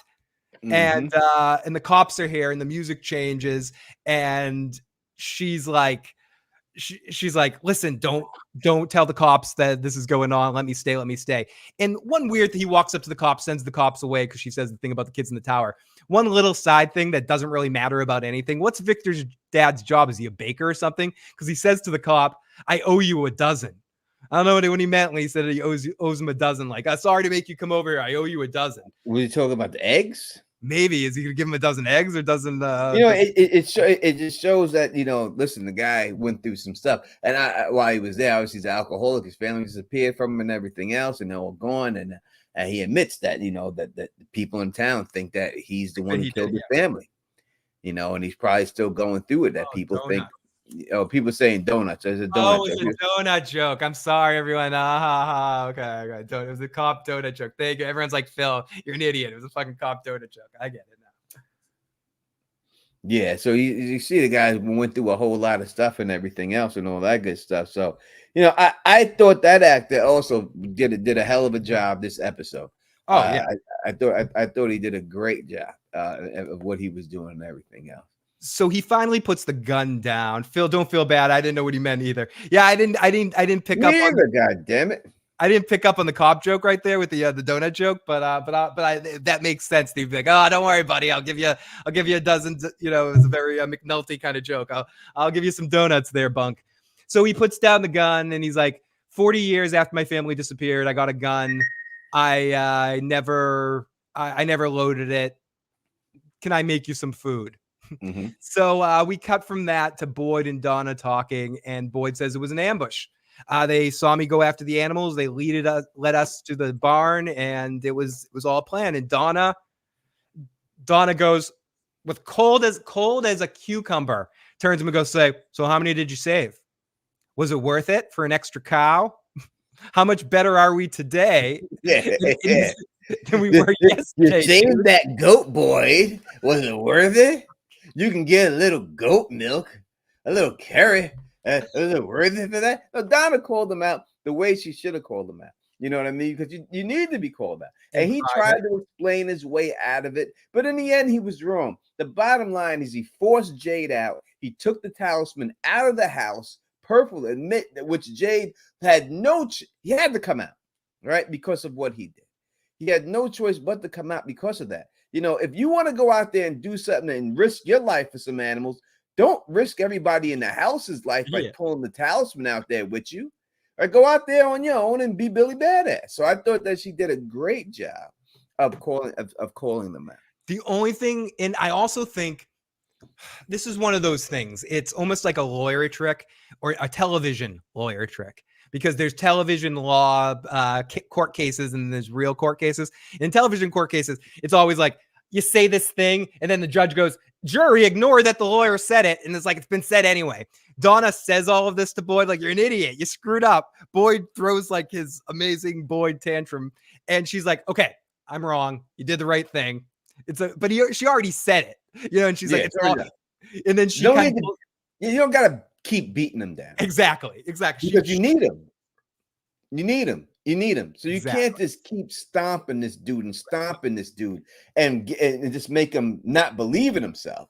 You know, you gotta check him, but let him know it's okay. It's like if you're in a football game, you know, and someone like in the New York Jets runs the wrong route and lets the ball doesn't turn around. You need them. You gotta say, yo, you effed up here, but get your head back in the game. Let's go. Yep. You know, and I think that's what Dinah was doing there, and she did it brilliantly, you know, by saying, listen, I'm not mad at you. I'm not upset with you. You know what I mean? But you need to get your head on the swivel here.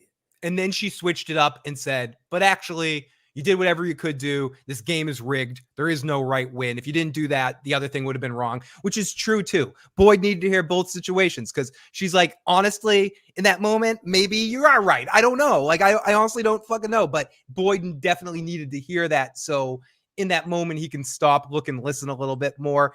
And I'm not throwing more shade on Boyd and Jade in that moment, but we talked about it last week. Precious is saying that nah, she was wrong. I don't think she was wrong, but if people think she was wrong, I don't think Boyd was right. I think Boyd was, listen, the bottom line, he pulled the talisman out the house and made Jay go out. Jay didn't ask for that. He didn't ask for that. He didn't ask for that. Why would you just force someone? Why would you force someone to follow your plan when you know they don't got you? That right there just told you that it was the wrong situation and everything else. And so what if the livestock die? The livestock die. And if they go running off into the woods, you go get them the next day. You have seen nothing up until this time of any of those creatures eating any of these animals or doing any harm to these animals the whole time you're there. So why all of a sudden at this particular time would you think that something bad would happen to the animals? It just doesn't make sense to me to think that, you know what I mean? I would just think that nothing's happened this whole time. If they wander off into the woods, then they wander off into the woods, we'll hunt them down. Like we have hunted them down before or whatever, you know, when we first found them. So I don't like, again, I know knee-jerk reaction, 100%. 100%. I could definitely give him that. You know what I'm saying? It was a knee-jerk reaction with when he had a couple of drinks in him too. Like they were drinking real alcohol, not that shit synthahol that Jade was working on. They were drinking a real bottle of something. The two of them. That happened to me last night. I went out to this place called the Bacon Fest. I was out at the Bacon Fest. Sounds freaking delicious, Tony. I was at the Bacon Fest and this place I'll give a shout out to him. Stump City Brewery was there. And they had their, you know, the ale, and I was drinking their Oktoberfest. And I'm drinking light beer and stuff like that. I'm telling you, after 2 cups, the Don was feeling it. 2 cups of beer, this thing. I was like, yo, here we go. You know, this right off the bat, you know what I mean? You drink that good stuff, you know, it hits different. It hits different. Yeah, it hits hard. Okay, so she goes the cows and real quick. You ready, Phil? Absolutely. All right, so we are waiting for Elizabeth Moy to come in here. She hasn't shown up. I don't know if she's confused with the time because it's supposed to be an hour here, hour there, so maybe something else. But to rock with you right now, we got my brother. I talked to him. He's going to jump on there. He'll be with us here next week for the whole time. But for right now, he's going to jump in and say hi to y'all. That's my man, Nathaniel. Hey, what's up? What's going on? What's going on? Good to see you guys again, man. Good to see you both. Good to see you, man. How you been, man? How's everything? Hey, it's been beautiful, bro. It's been beautiful. The past year has been really good, you know. Amazing year shooting. It was like super cold, but I got to shoot in the studio, so I was just vibing with everybody and like, yeah, amazing. So we just got back from LA. I was hoping I could see Liz because Liz didn't get to make it down, but yeah, just got back from LA. So much love out there, and because Elizabeth Moy, she said she was in LA. She told me she went to California. She did. Like, last week I spoke to her and she was like, "I'm in California right now." Oh shoot! I must have missed it. Dang. Yeah, that's what I had it last week. And she was like, "I'm in California right now." Oh shoot! She must just came back. I just got back from California Monday. So. Yeah, I would have just missed her. That's crazy, man. Yeah. That's what she told me. She's like, "Yeah, I'm in California." I was like, "Oh, really?" I thought she moved out there. She living out there, something like that. She's like, "I'm in Cali right now. I'm in Cali right now." I was like, "All right. Wow. That's what's up." Cali's beautiful, man. I caught it nice too for me. Like it wasn't even hot. Like I heard, like just like 2 days before I showed up, they said like it was like Let me speak American right quick. It was, hold on, like 100. I don't know, 100 degrees. That sounds crazy to me, but it's like 100 degrees. But we got down there. It's only like 60, 70. It was beautiful. Oh, Man. you were lucky. You were lucky then. You were Mm. lucky. You know, they be trying like- to hit you like you go to Arizona and it'd be 102 and they be like, that's a dry heat. That ain't no dry heat, man. Easy, yeah, it's not- That's a heat. Yeah, I know hot. the dry stuff. That's hot. I know what hot is, man. Ain't nothing dry about that and everything. But Not at all. So I would say, yeah, you're gonna be joining us next week. I'm gonna keep you on that because I know you got stuff to do and everything else like that. It's Yeah, super. It's Sunday night football, so we just watching the football game. We're gonna put on the next episode of From, right? Me and my family out here. I'm in all right. Brantford, Ontario. What football team do you cheer for? Tennessee. Titans. Titans. No, you been in Nashville before? No, man, not yet. I got to, right? Because I'm a musician too. So there's two reasons I need to go. I need to go for music, and I need to go to see my Titans play for the first time in my life. Like, All right, Yeah. that's what it is. We're gonna get you to town. I got mad hookups in Tennessee, bro. Please.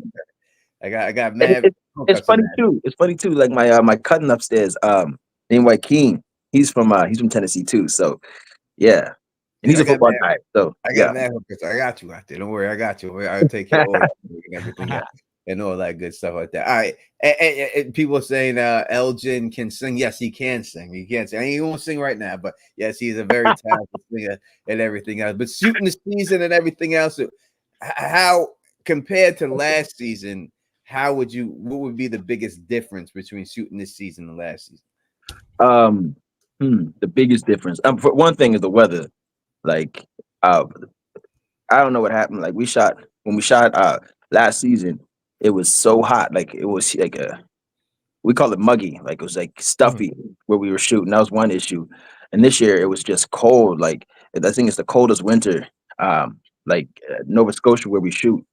I think it was the coldest winter Nova Scotia experienced in like something like 30 years or something like that. I might be, talking about the side of my neck, but it was freezing. And I feel like that was the biggest issue, especially when, only for like, the times that we did have to shoot outside because of the cold. We had to play like it wasn't all that cold. And yeah, it was cold. That's the biggest difference. Yeah. All right, But also too, the intensity of this season is it's much more intense. Yeah. Okay. It's much more intense. I can feel that. Yeah, I can say that. Yeah. That's what's up, Phil.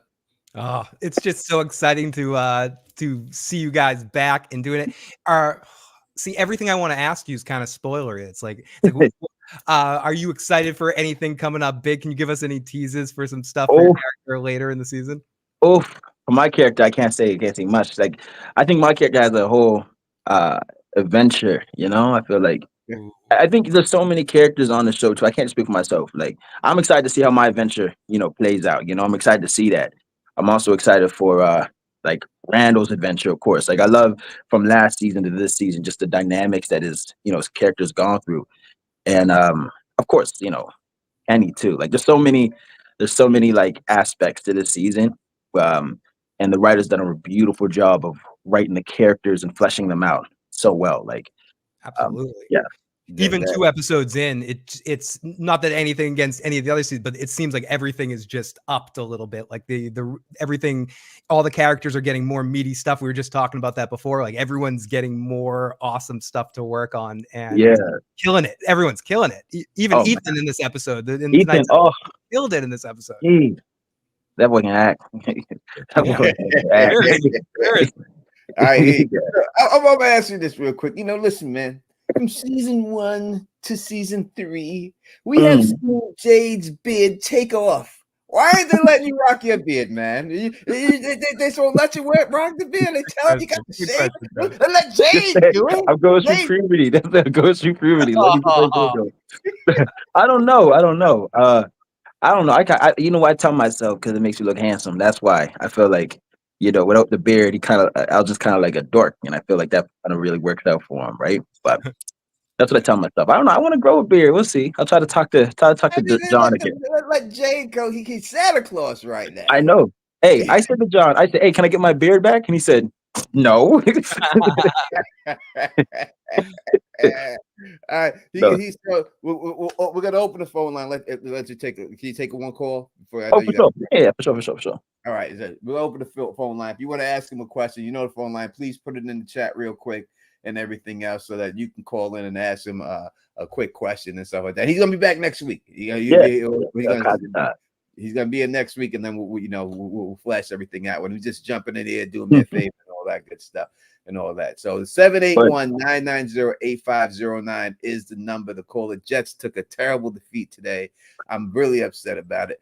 This is a stupid loss. Yeah, the fantasy team taking heat too. I Garrett Wilson on the fantasy team is garbage right now, bro. And it's good and it's garbage, and I can't win nothing, and I don't understand it. You're telling me, man. Like I had CJ Stroud on my team, and that man shot the bed the first 3 games. Like the games I could have won on fantasy, I lost because he wouldn't put numbers up. So yeah, I had Aaron Rodgers, Breece Hall, and then I have the Green Bay, Josh Jacobs. He do nothing for me. I got London. He ain't did nothing for me. You know what I mean? I had Cooper Kupp. He get hurt. Oh my gosh, yeah. You're worse off than I am, man. You're worse off than I am. Like the first week, I was the highest score team in there. Now it's like, London went off the first week. Yeah, it's like every team that play me is I've given up the most points. I'm number 1 in points. Like everyone A game come up against me every time. Hi, we got Mika from we got Mika. Mika, say hi to Nathan, Mika. Hi Nathan, remember me, Mika, from last season? I'll refresh my memory. How you doing? Where you from, Mika? I just wanted to say you're doing a great job, and I watched our episode that I was on with you last show you're on with Teflon TV, and really appreciate your work, and I love you, and I love Teflon TV and Fill the Issues guy. I hope you guys have a great night. Thank you. Hey, and I remember your voice. See, I decided to get you to talk for a little bit. I do remember you. Thanks for jumping back on. Good to hear from you again. Mika loves you, Nathan. She absolutely loves you and loves that you got to talk to you, and she's one of our best supporters. So lots of love to Mika. Hey, Mika. You sound like a whole vibe. I'm sure we could be like real good friends, best friends. We would meet in person. Yes. You got anybody else on this? Cheers to Mika. Sorry, I'm Jack Daniels. I'm sorry. Listen, it's fun. It's Sunday night football. There's a drink stuff going. We all are. Yeah, we all are, Nathan. We did get another call while that call was going on. So if you want to call back in, I believe it was 916. So definitely calling in area code 916. And here we go. The voice of 916. Welcome to the show, voice of 916. Hello, Nathan. This is the voice at 916. How you doing, voice of 916? How you feeling? I'm doing fine. I just want to ask a question, and all you have to do is say yes or no, because I know you can't spoil. All right. Do you ever get the answer to the relationship or the link or whatever it is to the woman who tried to drown you in the tub and who reached out to touch your face? Will we ever get clarity on that? Yeah, I want to say. I think I want to say yes. I mean, I'm trying to remember myself. I'm going through it now. I think you do. I think this season. There's a lot of answers. I think it's very satisfying. So I want to say yes. I feel like we will, but at the same time, I feel like you may know from they don't really give you answers to your face. They kind of like show you the evidence, and you can draw your conclusions off of it, right? But yeah, I'll say yes though. Okay, that's what we like to do, is theorize. Yeah. Well, thank you for answering my question. And thanks for calling in. And I hope your team wins. Oh, I do too. They play tomorrow. I really do hope they win. I really do. All right. Okay. Oh, thank you, 916. Thank you, 916. I truly appreciate it. We'll take one more for Nate, and then we'll take one more, and then we got one more call, and then we'll let this gentleman go. Absolutely. People are in the live chat. Great question, 916. That's saying no way. Fins up. Fins is done, so you can forget it. Two-way ain't playing. It's over. I can't put up past my team, man. I can't. I need this win if I get faith. I need more faith in them. So I hope yeah.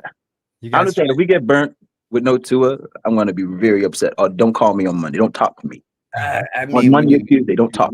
you moved your quarterback to Green Bay. It didn't look bad, Willis in Green Bay. Oh my God. This And guy, then they lost. They lost today. They took them off for love that getting lost today. Jeez. yeah, but they came back though. They almost had it. They almost Yeah, I had know. it. I know. They came back there, But listen. I think the quarterback situation in Tennessee is very suspect. I think that's what it's going to come down to in the end. The quarterback situation. If you can figure that, everything else is right. You just got to figure out that quarterback. Try being a Raider fan. Like, oh, it's horrible. You guys won today. Don't talk. You guys won. A Raider fan. Y'all won today. To the last, you won. You won. I don't know how. I'm in a pool too, and I the game. I'm trying to get. I want them to lose so I can get Devontae Adams traded to the Jets. You want everybody on your team? Oh my God! I'm saying it's there. It's there. It's right now. Just bring him over. It's there for the taking. Come on, just bring him over. Just bring him over so we can do something. I'm a Jets fan. I ain't won my whole life, bro. My whole life, I ain't won. I need something here. We have any other calls? That's so true. Yeah, last call because we don't want to keep Nathan here all night, but he will be back next week. But last call for one more question for Nathan before we let him go and watch football with his family. And I want to call, but I'm shy. Jessica, call on in. Don't be shy. Jessica. I'm a shy guy too. Call me. Jessica, don't be. Come on, you're gonna do this to Nathan. Nathan wants to talk to you, and you're shy. Come on. Yeah, I'm shy too. I'm very shy. Come on. Tony's gonna go hatless this year. Oh no, we're gonna talk about that. Let's talk about this. Tony's made some theory claims that if they don't come through this, he has to do a few shows without the hat. I'm gonna be right. Bro. I ain't worried about it. I'm gonna be right. Oh, here we go. Area code 602. Welcome to the show, 602. What's your name and what's your question or comment for Nathan? Hello, everyone. This is Tabitha. How is everyone? Everybody's good. How are you? How you doing? Good. I'm so excited. I always think I win, like when I get a call, get an answer on the phone. Okay. I love LJ's character. I was just wondering, like, the first episode of season 3, was he like really sleep deprived, or is like Tilly giving him like some acid? Like, so I'm trying to figure out like why he keeps. She's drugging me. Hey, Tilly is devious. No, I would say I sleep deprived. Yes, I think you'll find out more in the coming episodes. Yes, but Elgin is he hasn't really slept. I feel like that's something that's been a big trouble to him this season so far. Yeah. So he just like very, very sleep deprived, and okay. Yeah. I was just figuring because he's sitting next to Tilly, and Tilly may be giving him some stuff to make him like trip. Yeah, that's true. That's a good theory. She's shady. Yeah, she is kind of shady. She is shady. Question it, dog. All right, sweet. Keep doing your thing. I am so excited about like Tony Teflon. He's the one that introduced me to this show, and because I was like depressed about House of the Dragon, I was like, I gotta watch something really good, and this is a really great show. It's like Thank you. House of the Dragon. Aww. So you guys are awesome. Thank you. Thank you. No, thank you. Those words are encouraging today. Yeah, let's give these guys that budget though. Let's give them the HBO budget. Let's do it. You gotta take it, Phil. Take it. I'm sorry. We got one more. This is it. This is done. Area code 212. Well, welcome to the show. What do you have to say? What do you have to say, 212? Oh, hi. That was quick. I do have a question. So Nathan, I do love your character, by the way, because you have that edge of like mystery where it makes you wonder, like, okay, is this guy like a time traveler? Was he there before? There's a lot of ways that we could think about your character, which I love. So I know there's a lot more to come. One thing that I'm curious about, just from the actor perspective, and when you're on the set, are you given just sides where you basically just know what your scenes are and nothing further, or do you guys have an idea of what the overall answer to what's going on is? Like, are you kept in the dark, or do you guys already know what the overall arching ending is, and you're just playing out your part? I think what mostly, kept in the dark, right? Um, I feel like, the writers really like the characters that are on the show, and they put them in situations to see what will happen, if that makes sense. So, um, they're also, and this is what my belief has to be, because I believe that, like, they put us in situations to draw the story out a certain direction with our characters and see what happens. Because I ask them sometimes, like, I'll ask her, like, do you know, like, what's this leading to? And they're like, I can't say nothing. Just like, Okay. just do what's on the page for this part.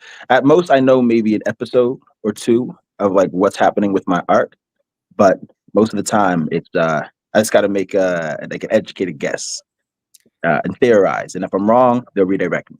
Yeah. Okay, that must be tough too, because when you're acting, you kind of want to know, okay, what am I acting like? If you kind of know, I guess, what's going to happen, you can maybe give a certain performance, but at the same time, I could understand where if you're living in the moment, then you're just acting in the moment, Yeah. and that's what Yeah. it is. You don't Yeah. know what's going to happen the next season. That probably helps with the acting too, because you're just living in the moment. So that's kind of cool too. Yeah. Yeah, and that's it. It really is just living in the moment. Like breathing and playing with your scene partner, um, and enjoying the ride. Because like I could tell you from episode 1 to episode 10, like my impressions of where I believe the story was going was nowhere close to it, right? And I just have to like pivot on my foot once the new episode comes out and prep. Like, and sometimes we're working on, let's say, episode 1 and episode 2 comes out. Like, I'll finish filming episode 1 and the next day I'm on episode 2. So I got to really like just be present and do what the scripts are saying, and not like make too many decisions before I get onto Okay. that, if that makes sense. Yeah, I do prepare, but I have to be open for things to change with whatever circumstances are shown on the day. Okay. I do appreciate the time, but just based on what you said, one last thing. Was there anything that surprised you that you had to all of a sudden do with your character where you didn't know? You're like, oh, was there a certain scene or something that happened already that we already saw where you were surprised yourself? Yes, yes. For example, the van scene, when that script came out, I was extremely surprised because the direction I thought Elgin was going, I thought like, he's gonna be scared of everything, he was shy, he was like timid, and I thought like he wouldn't really step out against his biggest fears like that. And he went and did that. So I had to really battle with my as an actor, I'm opinionated. So a battle with my own opinions of what I thought was right and accept the circumstances that were being presented and just play. And that's when I feel like that's why I feel like that's from apart from many other TV shows where it's yeah, they do allow the actors to and they encourage us to play and live in that moment, which is rare at times, right? So Awesome. All right. Well, thanks a lot, and thank you guys for doing this for all of us from fans. I really appreciate it. All right, I'm gonna keep watching. Great talking to you. thank you. Great Thank call. I told you all, obviously, the MGM stuff, they send me the stuff in the email and they offered me, interviews and stuff. And I told you I would not do interviews unless they come on here, rock with us. I'm not just trying to do that. I'm doing that for all the people here. I don't want the actors to have a chance to interact with the people, their fans and stuff like that. And I think that's the best way to do it. I love it. I love it. That's what. All right, I know you got once again. We're gonna let you go. We'll see you next week. Thank you for doing me this solid, brother, coming on here and saving me, bro. People put me like, shit, really, Elizabeth Moy ain't coming on. You lied, Tony. You don't get any pull with the cast. The cast hates you, Tony. They don't like you, Tony. Everyone Hey, hates she'll be on. She got the time change mixed up. Wow, she's gonna text you in like 10 minutes and be like, "Yo, what you saying?" That's what I think it is. I think she's thinking because she said 10 o'clock to me, and I'm figuring it's just a time thing right now. That's Yeah. If tonight works out, we will get her later in the season or something. Yeah, we'll definitely get her on and everything out. All right, my brother. Thank you. All We'll right. see you next week, man. We're gonna talk about that Nashville stuff, man. like it. All right, I'll holler at y'all, man. Enjoy. All right, one brother. You too, my friend. Take care, Nathan. And that is the great Eldridge. Good dude. Nathan came through. Listen, I know y'all sitting here thinking that Tony Teflon can't get people on. They Tony hate Teflon him. don't get people on. They don't like him. Come on, man. What are you talking about, man? What are you talking about? What do you think it's going They on? hate him. Exactly. It's Pete Easy saying, cop one of them shirts, man, so we can get those pictures. We want to get those pictures up there, cop one of the shirts and everything else, and all that good stuff. You definitely want to do that and all that good stuff. Phil, hold down for a second. I'll be right. And I'll get back into the recap while Tony is doing that. So the cows and she's like, yeah. This place is rigged. So we get back to Fatima in the toilet, and Ellis is being like, we got to go see Christy. There's something wrong. And she's like, yeah, that's just morning sickness. I'm fine. Don't worry about it. And Ellis is like, I don't think you're fine. There's some fucked up shit going on, and you're really bad. You're barely sleeping. You're not eating. He gives us a lot of exposition here of just everything that's going on with Fatima. And then we see Fatima looking in the mirror, and she pulls out her tooth in a really disgusting, gosh dang way. I mean, it's disgusting, like Freaky Friday, disgusting. And she opens the door. She shows him the tooth, and she says, I think we need to go to the doctor. Yeah, I think you need to go to the doctor. So we go off to Mary L at the hospital, and Ellis and Fatima show up there. And Ellis is like, where's Christy? Christy's off dealing with the Kenny's mom situation. And Mary L's like, I'll take care of this. And they're like, yeah, no. We don't trust you. And she's like, no, listen, I'm a pediatric nurse. You can trust me. I haven't been big on Marielle so far. I actually really liked her in this episode. She was kind of confident and funny and had a really sort of fun personality going on. So as she sort of started to deal with her overcoming her addiction stuff, I thought Marielle was actually really awesome in this episode. But anyway, so Ellis gets the tooth. They go off to the hospital. They meet Marielle, and they go on from there. So then we go to Christy and Boyd at the pool, and they have a fun moment. I'm going to steal this, Tony. Well, something that comes up in this scene is something that it's going to come up. It's going to be one of these things that's, for me anyways, sticks with this episode. Christy and Boyd are at the pool. They can't remember whose truck it was, and it's Danny and Shay's. Oh, they were good kids. Christy's like, it's not your fault, and all due respect. And Boyd goes, this is it. Boyd's like, all due respect, I don't need a pep talk. And she goes, all due respect. It was such a Sopranos moment. All due respect, Tony, I don't give a fuck. And she's like, I'm gonna tell you that you're a fucking good guy, Boyd. You've done good shit for me. But that one thing, I think I'm gonna have to use that. Like when anyone says all due respect, XYZ, I'm gonna say all due respect, I don't give a fuck. And you know what? That sounds like something like the actress herself when we had her on and talked to her. That would be a hum. Yes. Yeah, like, absolutely. That's she would say. You know, that's like her line and stuff. I'm gonna fill my drink. I'll be right back. Yeah, you know what I mean. It definitely does that, and I think that sometimes again you have to see and everything else. You don't want to beat Boyd down. Boyd's all you got, but sometimes you got to check the dude, and he got checked, and then she comes and pumps him up and gets him going. Pause on that, you know, gets him his head back into the game, because the bottom line is, as Father Kotri has said, like, Boyd, you don't get the luxury to grieve. Like in the position that you're in, you can't just grieve. You can't just mope around and sit and just hang out, you know. And that's what I think Boyd needed at the time, and that's what it is when you're someone who has that type of power. There's no time to grieve, because again, when people pass away, you know, and I've had a bunch, especially close family members who pass away, you wish the world would stop for you. Like if someone passes away and you're like, everybody's just going about their life like nothing just happened. Yeah, it's like 2 days that they care, and then the world goes back to normal. And you're like, what the fuck? How is that possible? And you're stuck in this rut for years and years and years and stuff. You know what I mean? Never the same. You just can't. But in the position he's at, he doesn't have that luxury where he can just sit there and stew. He's got to keep it going and everything else. 100%. So true, Tony. And like, and just with that thing with losing. Anyway, so Christy and Boyd are at the pool, and she says he's good shit about him. And Kenny comes back, and Kenny's happy. And this is where this show is friggin' twisted, dark comedy mixed with like horror and sci-fi. Kenny comes back happy as shit. Hey, everybody, we got food. Hey, everybody, food. And And we got potatoes, we got greens. And Jim and Kenny, and Jim immediately notices something's up. And Jim's like, are my kids okay? Like, Jim, thank you for caring about your kids all of a sudden, Jim. Mhm. And but they'd sense something's bad. And this scene was heartbreaking, but I got to give it to Ricky in this moment. Everybody stepped up in this episode. Him on the top of the heap. He's like, what's the blood? Mom. And he starts screaming, Mom. And he's like, no.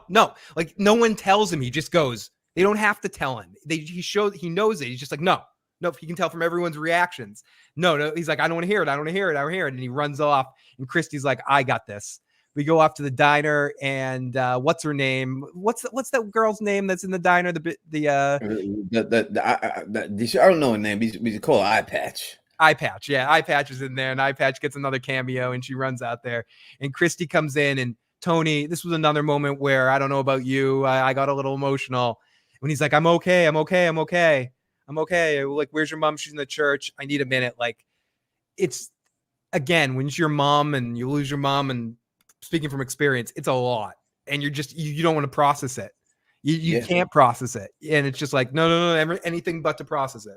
Yeah, you've seen him go through all the stages of grief in this episode. The anger, the guilt, the sadness. You see, they picked, the writers had him go through all the stages of grief, and you see him go through all the things and everything else in this episode. And I think that was a Clara. All right, I said it in Clara. Eye Patch. Clara's her name, man. All right. We'll call her Eye Patch. Her mama named him Eye Patch. We're gonna call her Eye Patch. And it's a rough thing. It's a rough. The way that, like, he knew he didn't have to tell someone. It's when you have a parent that passes away, it's rough to tell your sibling. I mean, my sister, when our father passed away, I had to call her. And I didn't want to tell her. I remember when I made the call to her, she was in college, and I was just telling her to come home. Just come home. You need to come home right now. And you need to get here and everything else. And she just wouldn't.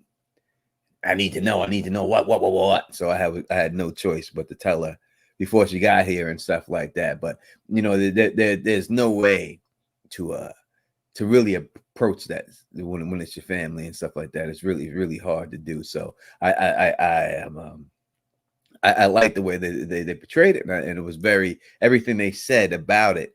And it was very realistic, very, very realistic. And I think I deleted a comment, or didn't accept a comment by Gothica by accident. Sorry about that, Gothica.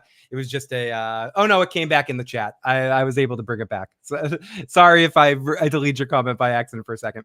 Okay, so we go off to Tony, to the to Mary L, who is giving Fatima a look, or giving a look over, and Ellis is watching, and he's being very sort of, new dad and worried.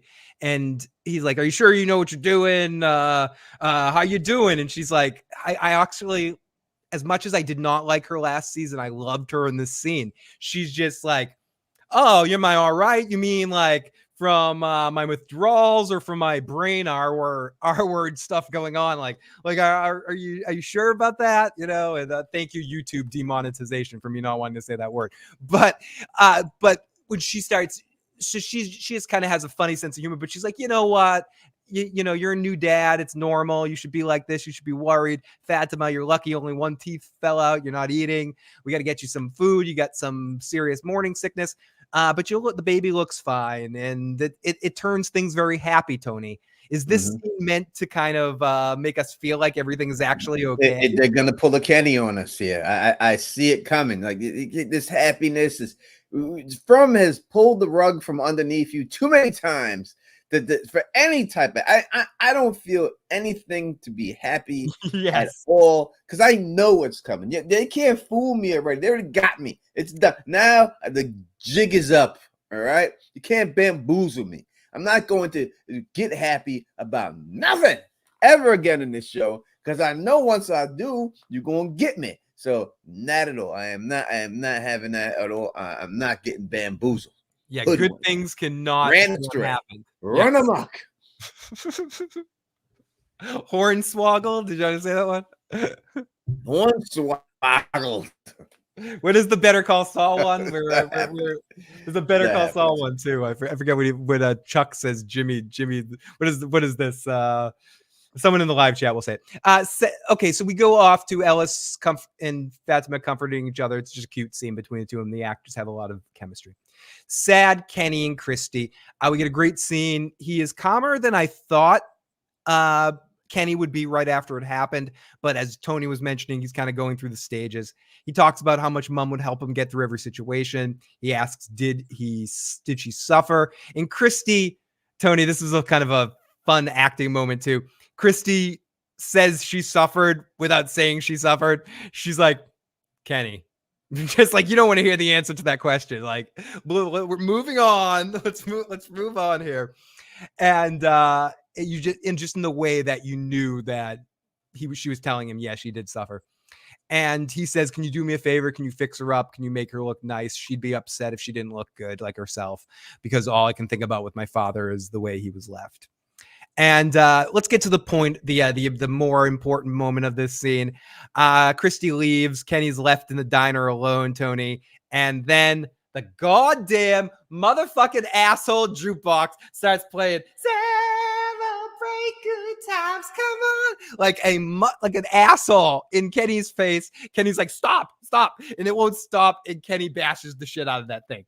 First of all, in the trailer, when they showed that, I didn't think they were going to be trolling him this hard. Tony, what are some of your takes on the jukebox? It was definitely a troll thing again, but we do have celebrations of life now too. I don't think that was the way to do it at that time. But we do have celebrations of life, and if you're going to say that somebody on the other side of that jukebox is actually a good person and not a bad person, then you would have to probably think that that's something that they would be doing it. But if it is the bad people, then they was just trolling this dude. Again, as you said, it could have been a situation where they were trying to get him to go and get mad, to go in there and get killed.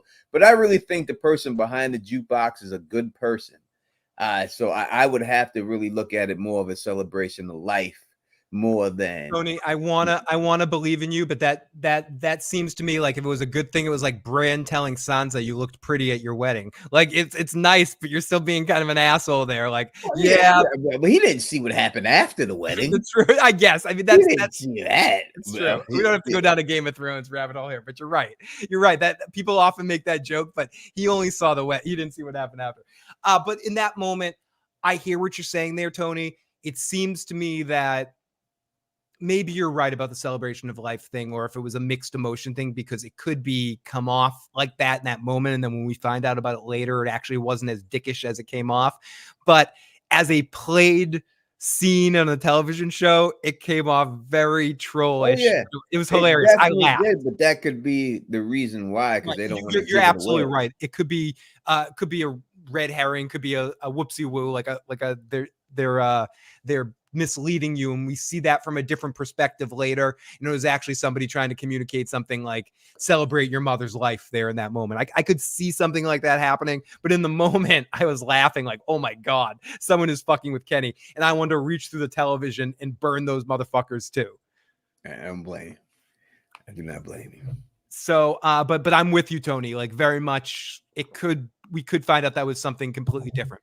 Okay, so we talked about the scene a lot earlier. We go to Daddy Jim is home, and Julie's like, okay, dude, like Kenny's mom's dead. Ethan's upstairs crying like a baby because he almost died last night.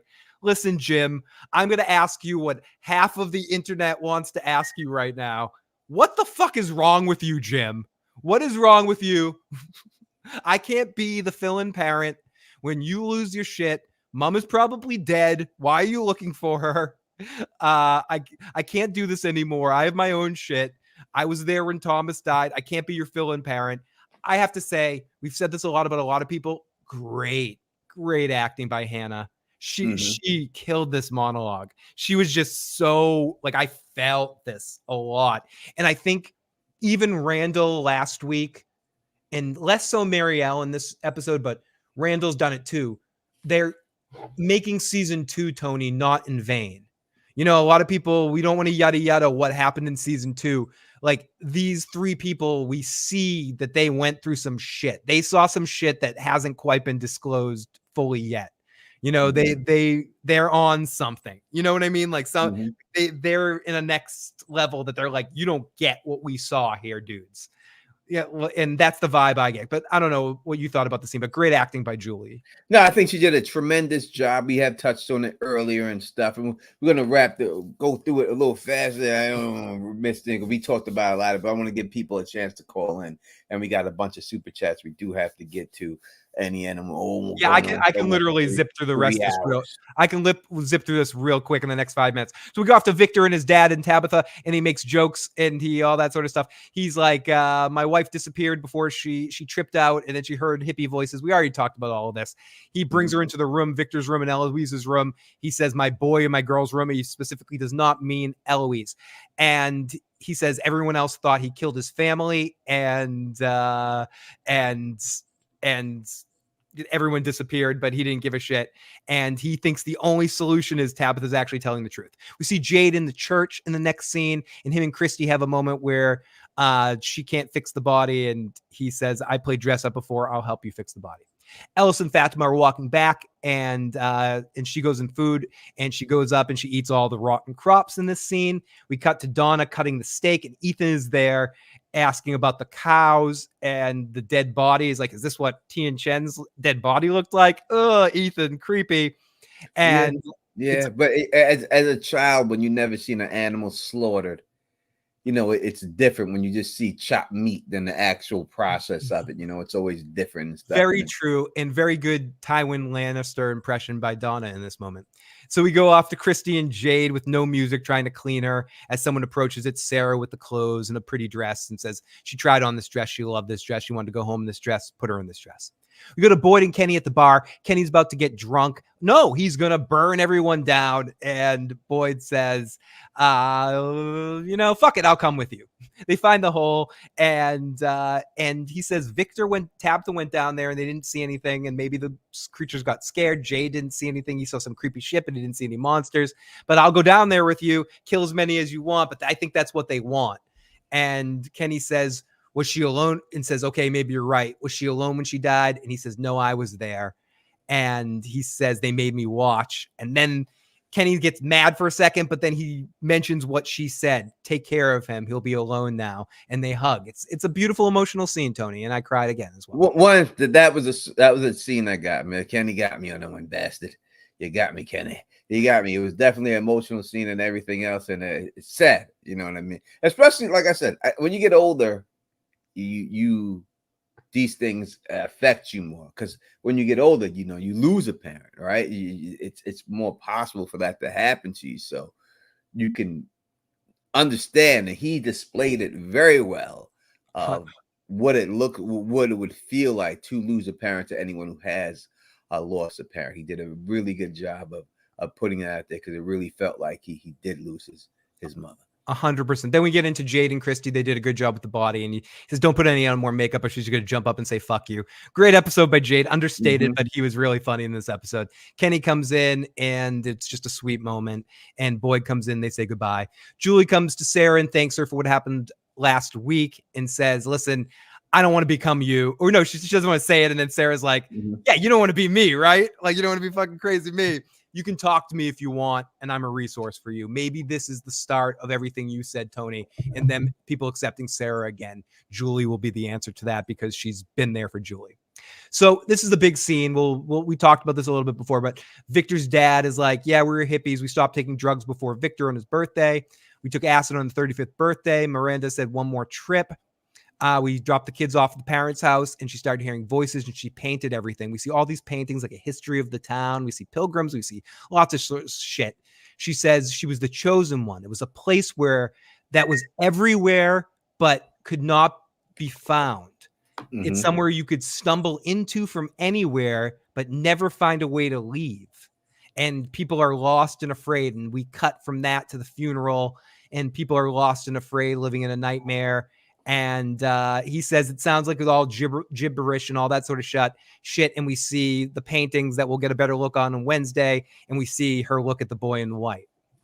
Victor's mom said all the Well, people. it's a grown-up version of the boy in white. It's not the actual boy in white. So when we do see the thing, it's a grown-up version of this boy in white, and everything else. And again, we've heard Sarah before say that she did not believe that the boy was a boy.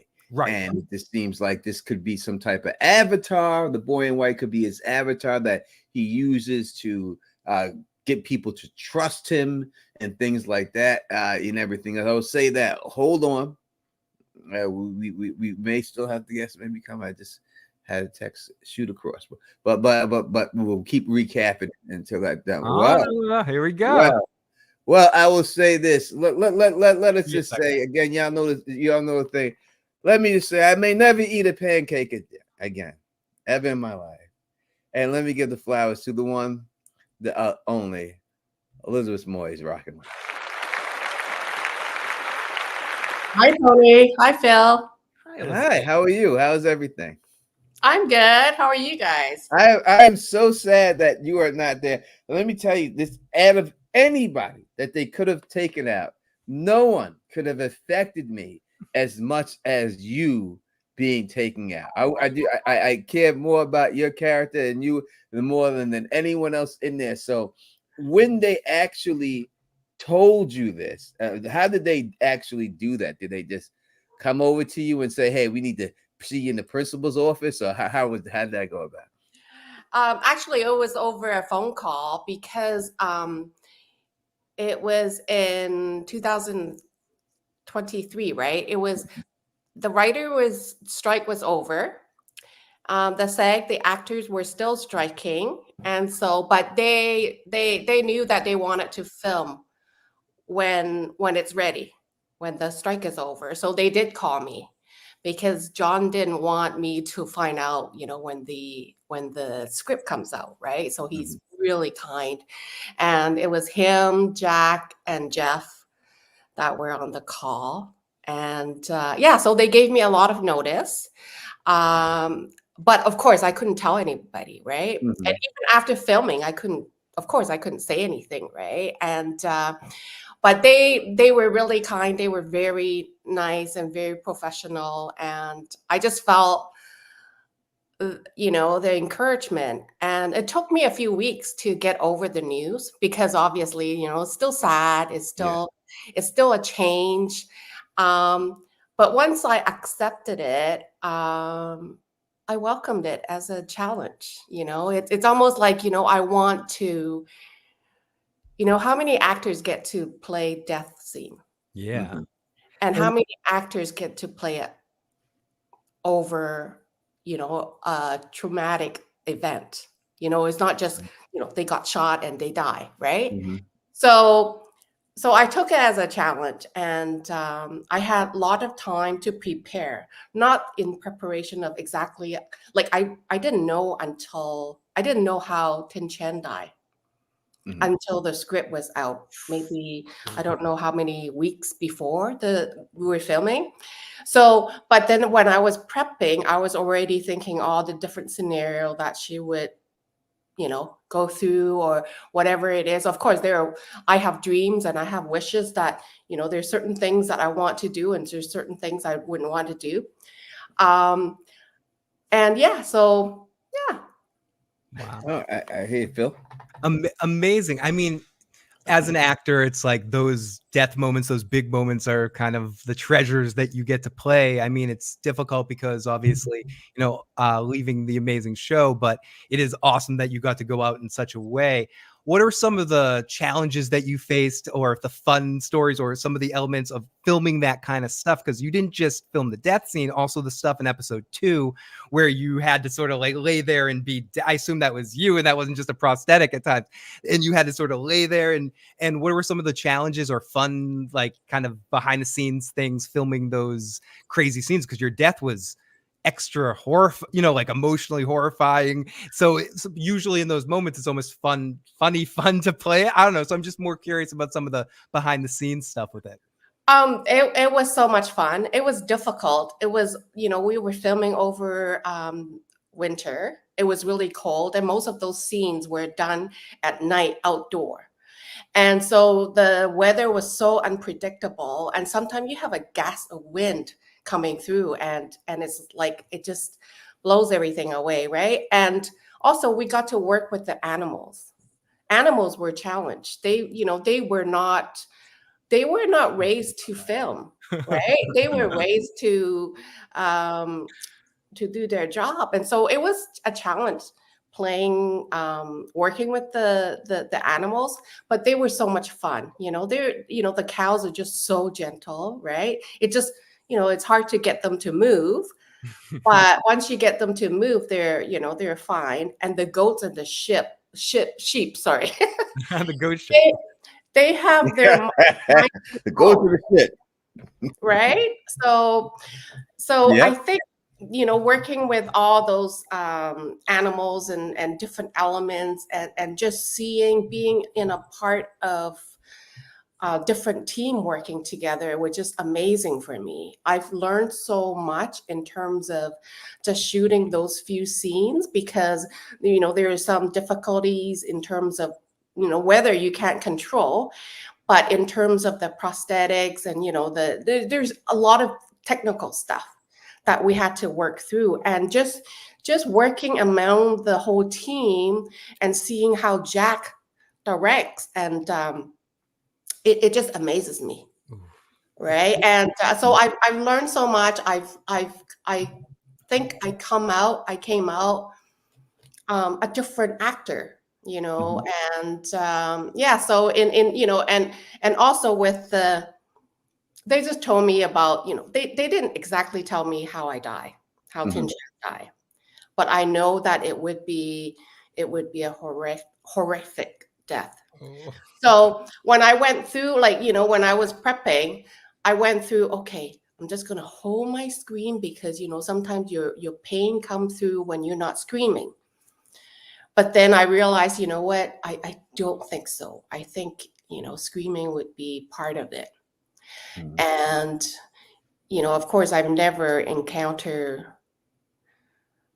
such high level of terror in my life, so I couldn't really relate to myself. So I have to find something in myself that I could relate to that horror. And the technical part was I was afraid of screaming, because when you scream, sometimes unintentionally you may hurt yourself, Mhm. right? In terms of your vocal Yeah, cord, your vocal cords. right? And so I actually got a vocal coach to go through my breathing, my screaming, to go through my vocal warm up, and just body work before shooting those scenes.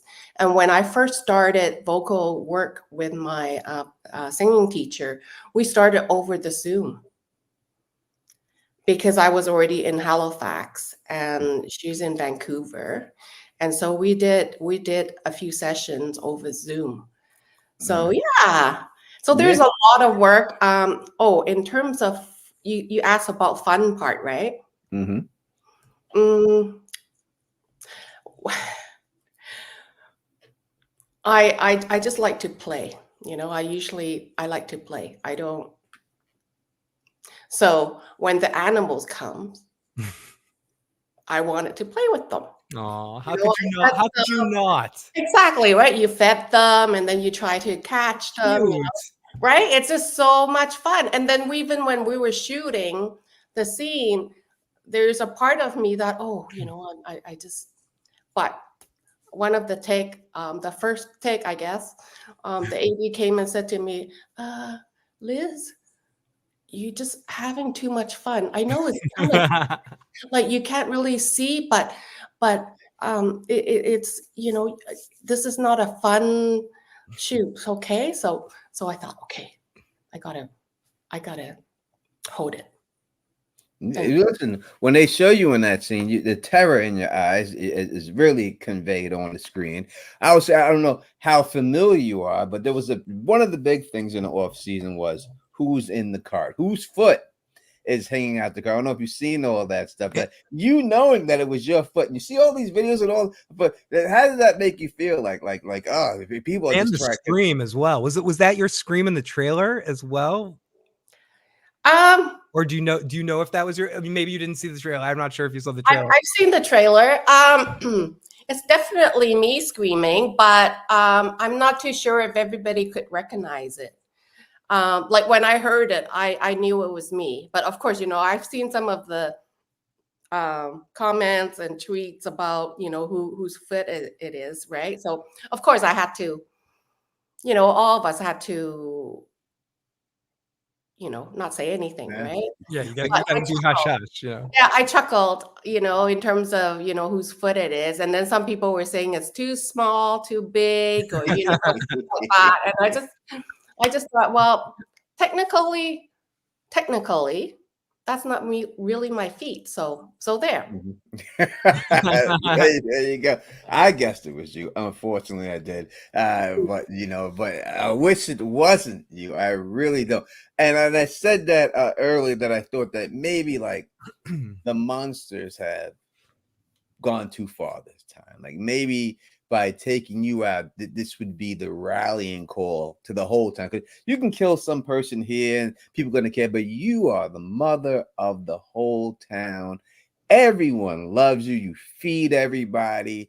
You think that, I'm not telling you to say anything or anything, how long, how many things, but do you think that is a possibility that we could see, like, people just like, you know what, I'm fed up with this. They're willing to kill her. They'll do anything. We got to start doing something different.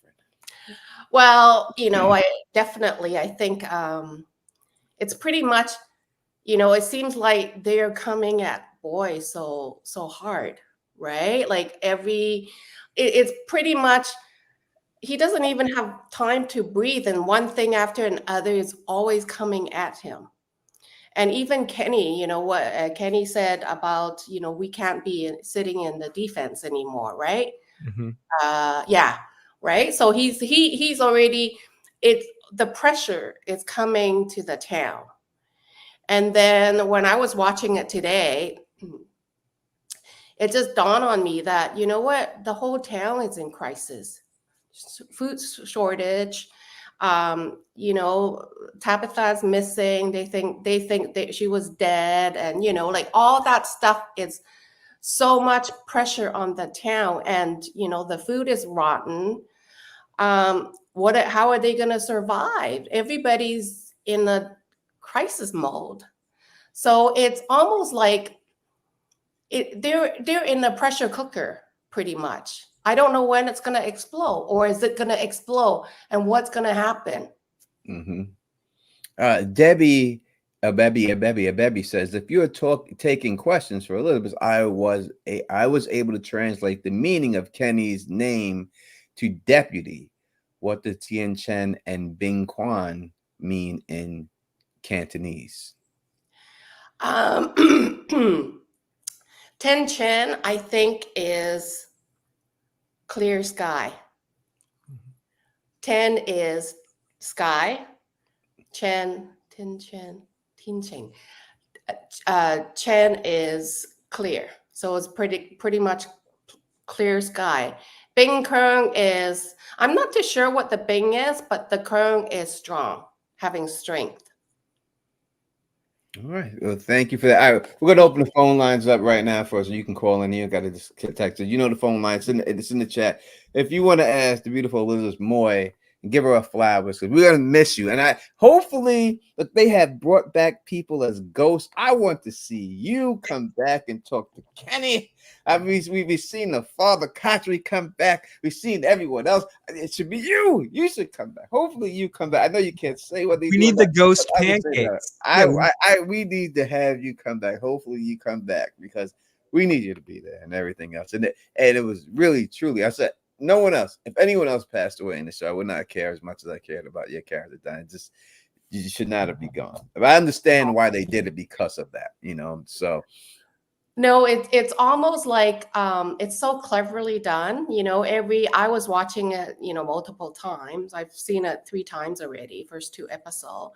And I still haven't lost interest. I'm still watching it with, how episode 1, how, the screaming continues, and then the black screen and the somber music is like oh my goodness, it just gets you every time. Mm-hmm. And of course, it's cleverly done. I'm just so like, there were some points at some time that I thought, oh, I was just watching and so into the different story, and then I realized, oh, that's me. And then I go back to the story, and then I thought, Mm-hmm. oh, that's me again. Okay, no, and then I'm back to the story. Yeah, I hear you 100%. Phil, we got somebody on the phone line. Oh, we have to screen these calls. I'm sorry. This is area code 318. Welcome to the show. What's your question for Elizabeth? Hello. Hi. Good to see you. You are amazing. I rarely cry at anything, but I cried when you died on that show. You played that so beautifully. The way you've played this character has been just heart touching from beginning to end. It just broke my heart.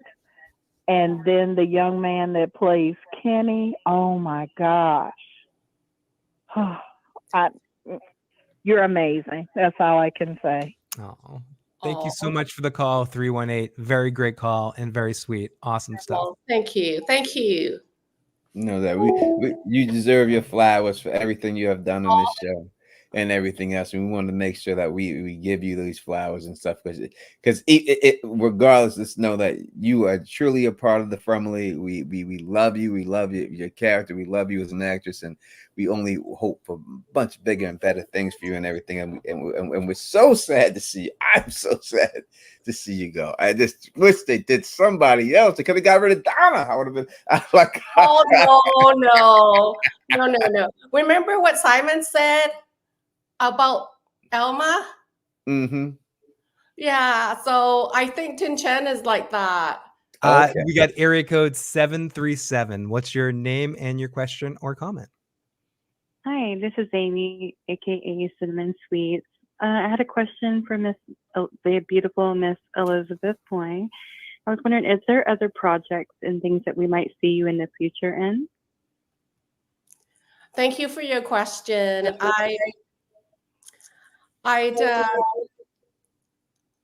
Is it me? Is it mine? No, that's them. You can take it. Oh, okay. Go ahead. I did a short film in July. It's very short. It's 15 minutes. I'm not too sure how people will be able to watch it. It's a local.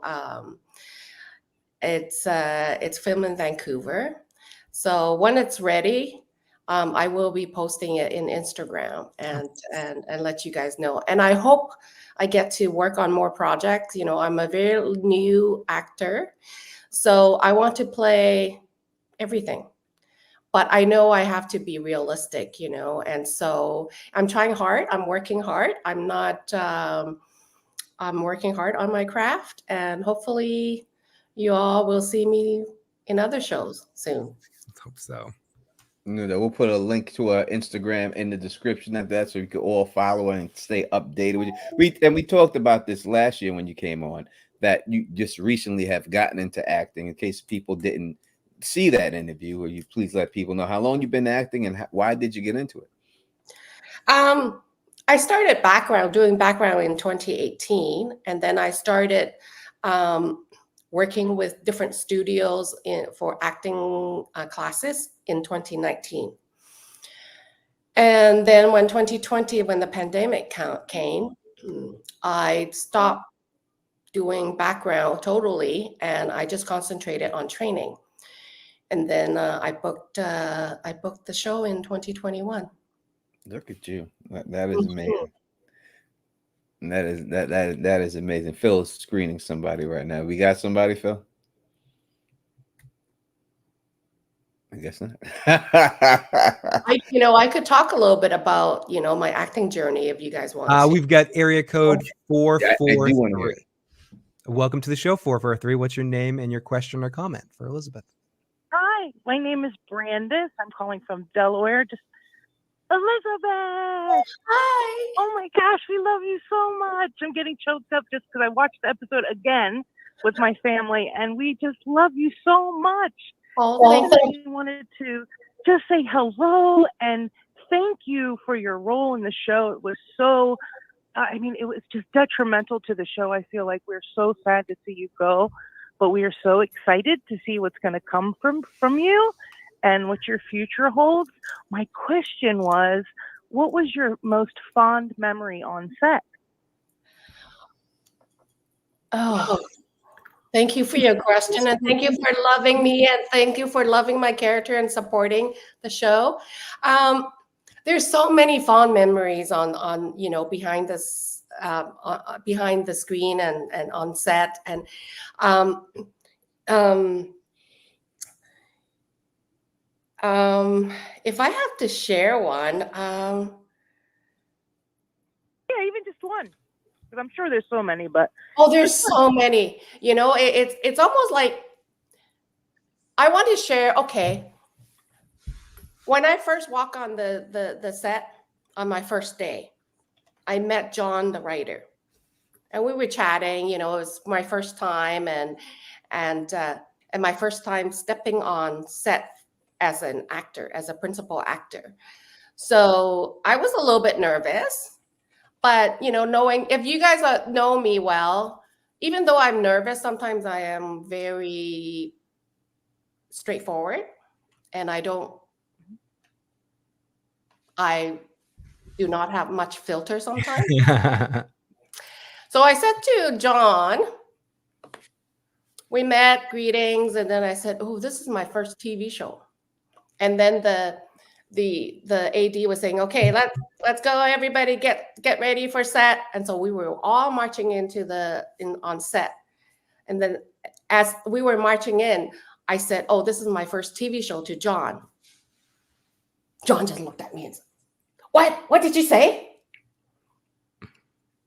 So I think that was really, like, just seeing John's face was just amazing. So yeah, and then there are other fun stuff too. And we often, like, when I'm working with Simon, when we're waiting, sometimes we play chess, and sometimes we just play different games on set, just to make our time waiting a little bit more enjoyable and fun. Mhm. That's what it is. Are you a good chess player? Are you a good chess player? He was teaching me. Oh, okay. I was just learning it. Area code 347, please call back. I had to or you came in while we were at the end of that other call, and you've been trying to call in a little bit, but 347, please call back, and we'll get you right on with Miss Elizabeth Moy. Yes, we will do our best to get before she loses her voice, because yes, we do now. So you said you talked about your acting journey, and you wanted to speak. Please speak on your acting journey. I think for me, being the background performer was really helpful. I'm an observer. I like to observe and watch and just see where the dynamics are. And so I think I learned a lot from being a background performer. Just observing how the interaction is between different people, and also learning to take direction from the appropriate person, because on set, when there's multiple directors or assistant directors, and there are multiple groups of people or background, then you have to remember who's giving you direction, and you have to be mindful of doing what your instruction is, because instruction for other people could be different from yours, right? So you have to be very mindful of that. And so I think I really do appreciate all the background performers, because it's fun. It can be fun, but it's also can be long, right? The days are very long sometimes. Yeah, both Tony and I have both done extra work on some stuff, and it's like the majority of it is you're just sitting around there for like 4 hours doing nothing, and they're like, they're like, come on, guys, everyone step up, go over there. Like, and you go over there, and then you have to really do it. So it must be so amazing to kind of go from that to kind of go the other side. It gives you more of appreciation for everyone working around you too, and like the whole thing, because you're much more a prop when you're a background actor. You're basically a prop for the director. It's like props over here, props over there. But you still have to react. Motivate. Yeah, motivate. Right? And You still feel have it. Yeah, you still have to carry that energy that that is appropriate for whatever that you're doing, right? So, I mean, just watching the background on our show, I just amazing, with their interaction, with their reaction. I just think, the whole production is just so well put together, well done, and everybody just gives their 150%, and so yeah. Absolutely, and a lot of the creatures were backgrounds that got promoted, like Smiley, Jamie. Like, he was a background that just put so much into it, and that you couldn't help but see what his charisma was shining, and kind of put him on the poster with Harold. And it's amazing. The backgrounds have done such a great work as the creatures in the environment that you guys create on that set. It's just so much texture. Everything, I that's why I love being in the film industry, because you really see the synergy, and you really get to see the collective result of everybody's commitment and dedication. It just I'm really speechless when it comes to what an awesome production this is, and I'm just so grateful to be a part of this and part of family. Whatever. Won't forever. No, 100%. Luna Cascade wants me to ask you: were you able to have something from the show? Were you able to steal a prop? Were you able to get something from the show? A spatula from the kitchen or something. Are you referring to this? No, they were all given to me. So I don't. Yeah. Oh, nice. I think a lot of you guys have those, right? I did not. We don't have that. I want one of those. That looks great. And oops, sorry. I have That's kind of cool. That was actually cool. I also have a talisman, right? But it's hung by my front door. Smart. I'm not taking that off. Oh, No, I'm one of those that everything I get on set, they will be returned. I'm one of those that I have an OCD. I think I have an OCD of something. I hear you. The only thing sorry, I cut you off. No, you're fine. Those sour gummy stuff, Yummy candies. Mm-hmm. Oh, I like those. Ooh, so every time when I'm go on set, I always get a bag. So make sure to send Elizabeth all the Sour Patch Kids you absolutely can. Area code 347. Welcome to the show. What's your name and what's your question or comment for Elizabeth? Hi, Tony. Hi, Phil. Hi, Miss Elizabeth. This is Rose. I'm from Brooklyn.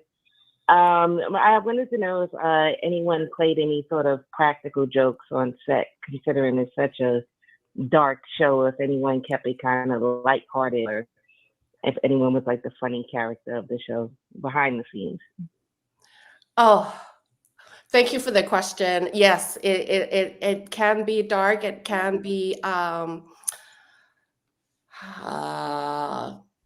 serious, but yeah, especially I always say the younger ones, like the younger ones like Hannah, Ricky, Chloe, all those people, whenever they get together, it's like when they're in the waiting room, I just keep laughing, because there's so much fun to be around, and they goof around, sometimes they sing, sometimes they tell jokes, and yeah, it's fun.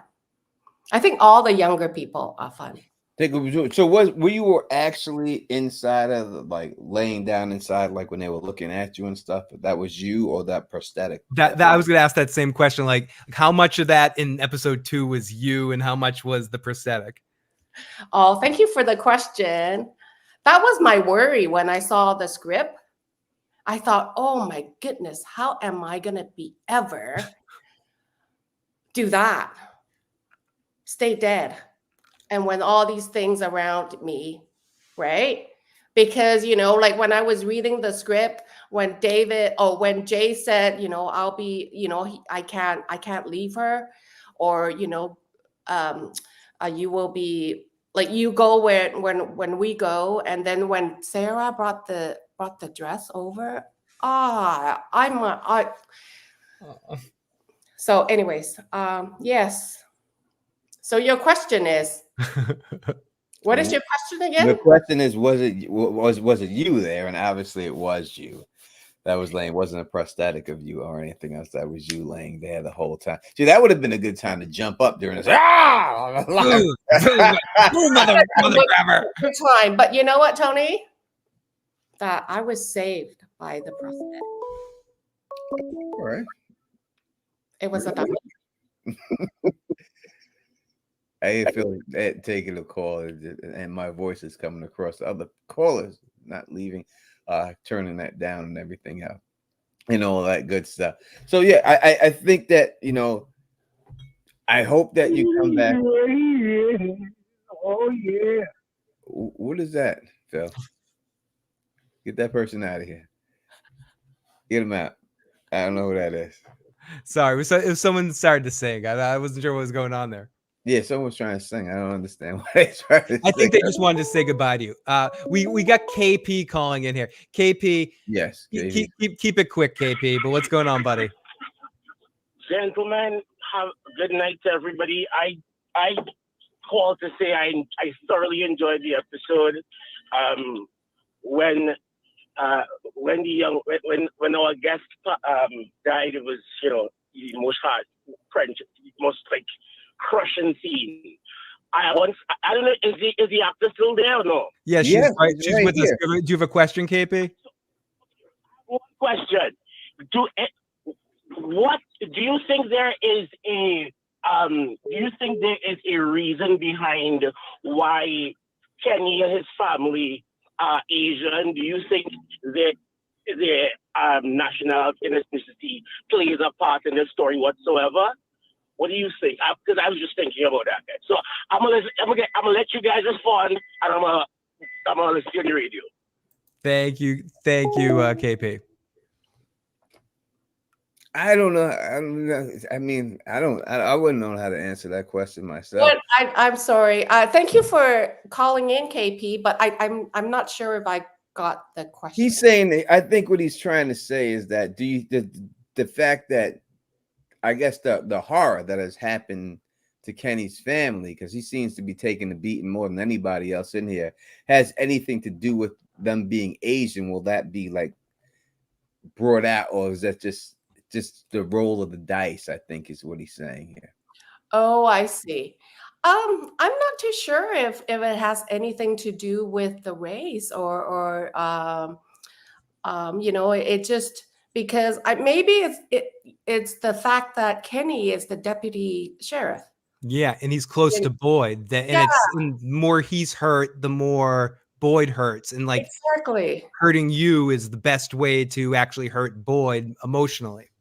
Exactly. I think, you know, I think Ten Chance probably has an effect on a lot of people, and she has an effect on Boy and her had a few interactions, and you know, especially when Boy kept the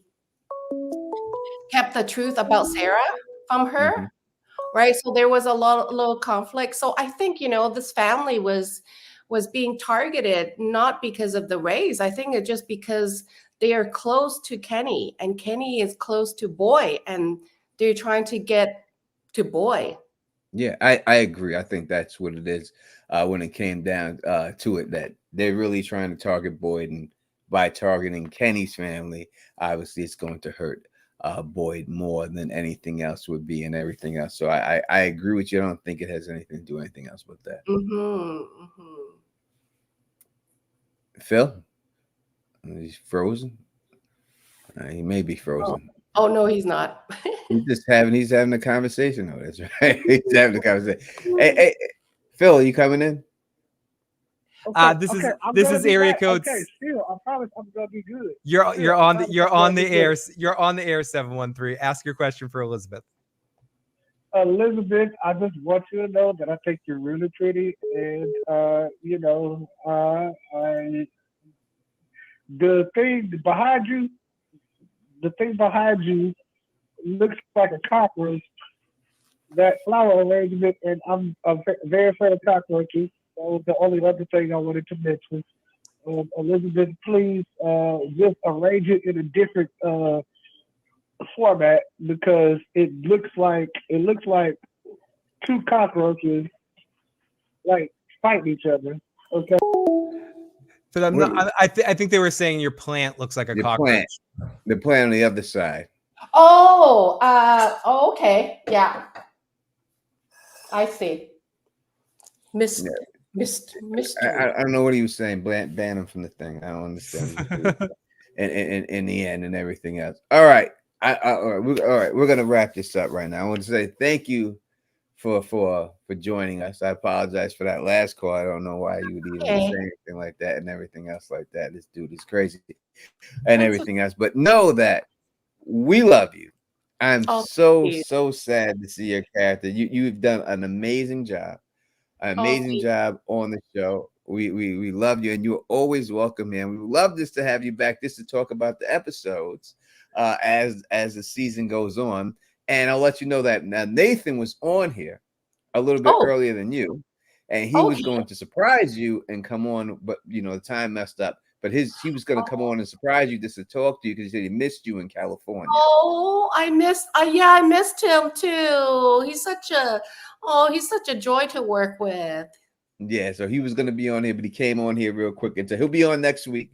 So maybe we'll get the Nathan Elizabeth reunion going at some point and everything. So we'd love to have it and everything else. Yeah, that would be great. That's great. We'll definitely get that done for you. And thank you again for coming on, spending your evening with us. And we're going to miss you on the show and know that.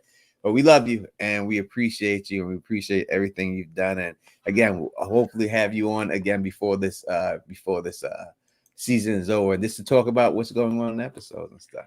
Awesome. Thank you. Thank you very much. Thank you for having me. No doubt. Thank you for coming. See ya. Goodbye.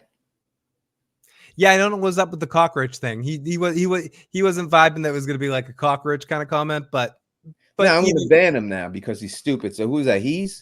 No, I don't know who that was actually. That's who it was, man. Because I know the voice and stuff like that. Like that made no sense, bro. Like, what are you doing, man? Yeah, the first part was all right, but then it doesn't matter, man. Like people ain't got no respect. Like you understand? Like you say something like that affects me. Like you trying to be funny here, and now what if somebody hears that from the company and said, no, we can't have our actor on your show when I'm trying to do something here nice for everybody else like that. You got people on here trying to make jokes and stuff like that. Like this just made no sense or anything else like that. I don't get like what are you trying to do? Like what was your purpose for the whole situation? Like you're not Eddie Murphy over here, right? You're not someone over here who makes these jokes and everything else like that. And that's gonna make it happen now. Then we're gonna have to not even have live callers, and I'm gonna have to go in and start screening. Let everybody just go right back to voicemail like we did it before. The voicemails and stuff. And all that stuff. And it just doesn't make any sense to have to do that, you know what I mean, for a situation like that. But I do believe that was he's and everything else. So as soon as I get to my phone, I'm going to block him for good for that. We're almost done with the recap anyway. I know we're wrapping things up soon, but the funeral, Boyd comes out. He's all fucked up. He says to Ellis, we got to catch one. Boyd says, we need more info. We need to catch one of these motherfuckers. And then we get to the Matthews. The Matthew kids leave Jim alone, go check on the animals. Jim goes inside and gets a call from dead Thomas. And that's the end of our episode, Tony. The end of our episode happens where we get Jim getting the call from dead motherfucking Thomas. Yeah. Hold it down, Phil, while I take Absolutely. Let me jump into the live chat. Thank you to everyone that has checked this out on Phil the Issues Guy channel. Very much appreciate all of you guys and everyone on Teflon TV. If you haven't already, and even the few people that are on my channel, make sure you jump over to Tony's channel and you make sure you subscribe over there. And same thing.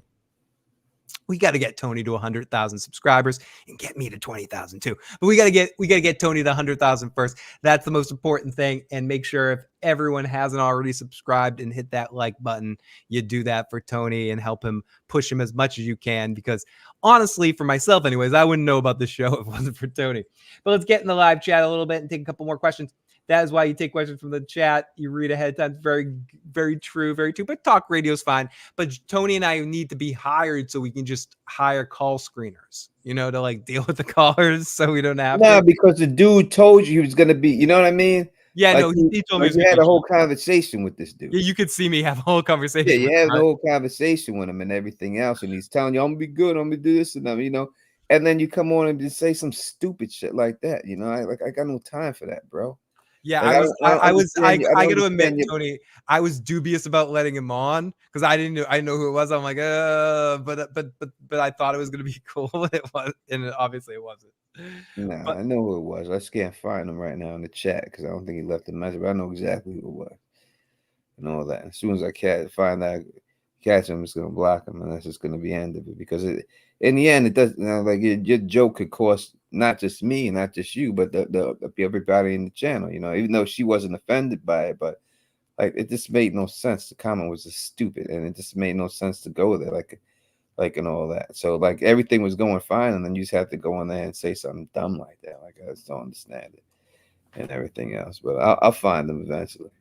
And when I do, I'll block them, and that's what's going to be and stuff and all that. All right, let's get up out of here. 3 hours and stuff. Let's run it. All right, I'll be back. Phil will be back. We'll be doing on Wednesday. We're back. We'll talk all theories and everything else like that. I apologize for the that last caller and everything else. And if any mod of mine come over here and you see that dude, he's come up in the chat, make sure you block him for life and everything else for being so stupid like that. I got no time for nothing like that and everything else like that. It makes no sense. And everything. Let me thank my man Nathan for jumping on here. He'll be back next week. All right, for the whole stream, he'll be here. Let me thank Elizabeth Moy for coming on here and everything else. Let me thank her for coming on and spending time with us. And again, let me thank all of you people. And I know that there's some. Let me see real quick. I know the super chats here. Let me get through the super chats because y'all asked questions and y'all deserve to have an answer. Totally. It was great having Elizabeth. We will miss you, Queen. Thank you so much. How many did you save though, Elizabeth? Carla Way, the beautiful Elizabeth Moy. Luna, it says the painting. Who's the man in the yellow suit? We'll talk about that on Wednesday. Absolutely. Go through all that. Hey, Dad, it's me. Time to celebrate good times. Come on. Tommy says in E3 description it says Tab makes a mind-blowing discovery. What do you think is going to be? Come back on Wednesday. We'll talk about all the theories on that show. How many did you save? Kind of diabolical. Totally. The orange suit guy in the drawing is Miranda's drug deal. The end of the game. Big acid. Share your. You want me to share my acid trip experience? Maybe we'll talk about that a little bit more on Wednesday if you want to hear my acid trip something like that. Any ideas after this episode, Tony? Felt anything about Mom's Page did tickle get there? 100%. And we'll talk about that on Wednesday. I promise you we'll do all that. Thank you for everyone joining us. Thank you for everybody rocking with us. Thank you for everyone who supports the channel. I try to have these people on here again. I get offered interviews. You got two of the actors tonight, Tony. Yeah, I did. But I get offered these interviews all the time. And when they offer them to me, that you may see other channels of people interviewing people, and I specifically tell them I'm not willing to do that interview because I try to get them on here for you to talk to. But then when you have people like that dude come in here and say stupid stuff, that's how you're not able to do it, right? That's how you get them not to come on and everything because someone says something. This made no sense what to say, and it wasn't funny and everything else. You know what I mean? That's why I switched to voicemails. So that's what it's going to be. Hopefully, you don't have to deal with people like that and everything else and all that stuff. Just trying to keep things out here for you, man. Just trying to get things out for you people so that it's interactive experience with you. But in the end, all right, we're out of here. I'll be back on Wednesday. If you like the way I do this, please thumbs up to spread this across the realm and of course subscribe. And until next time, you know who it is. Peace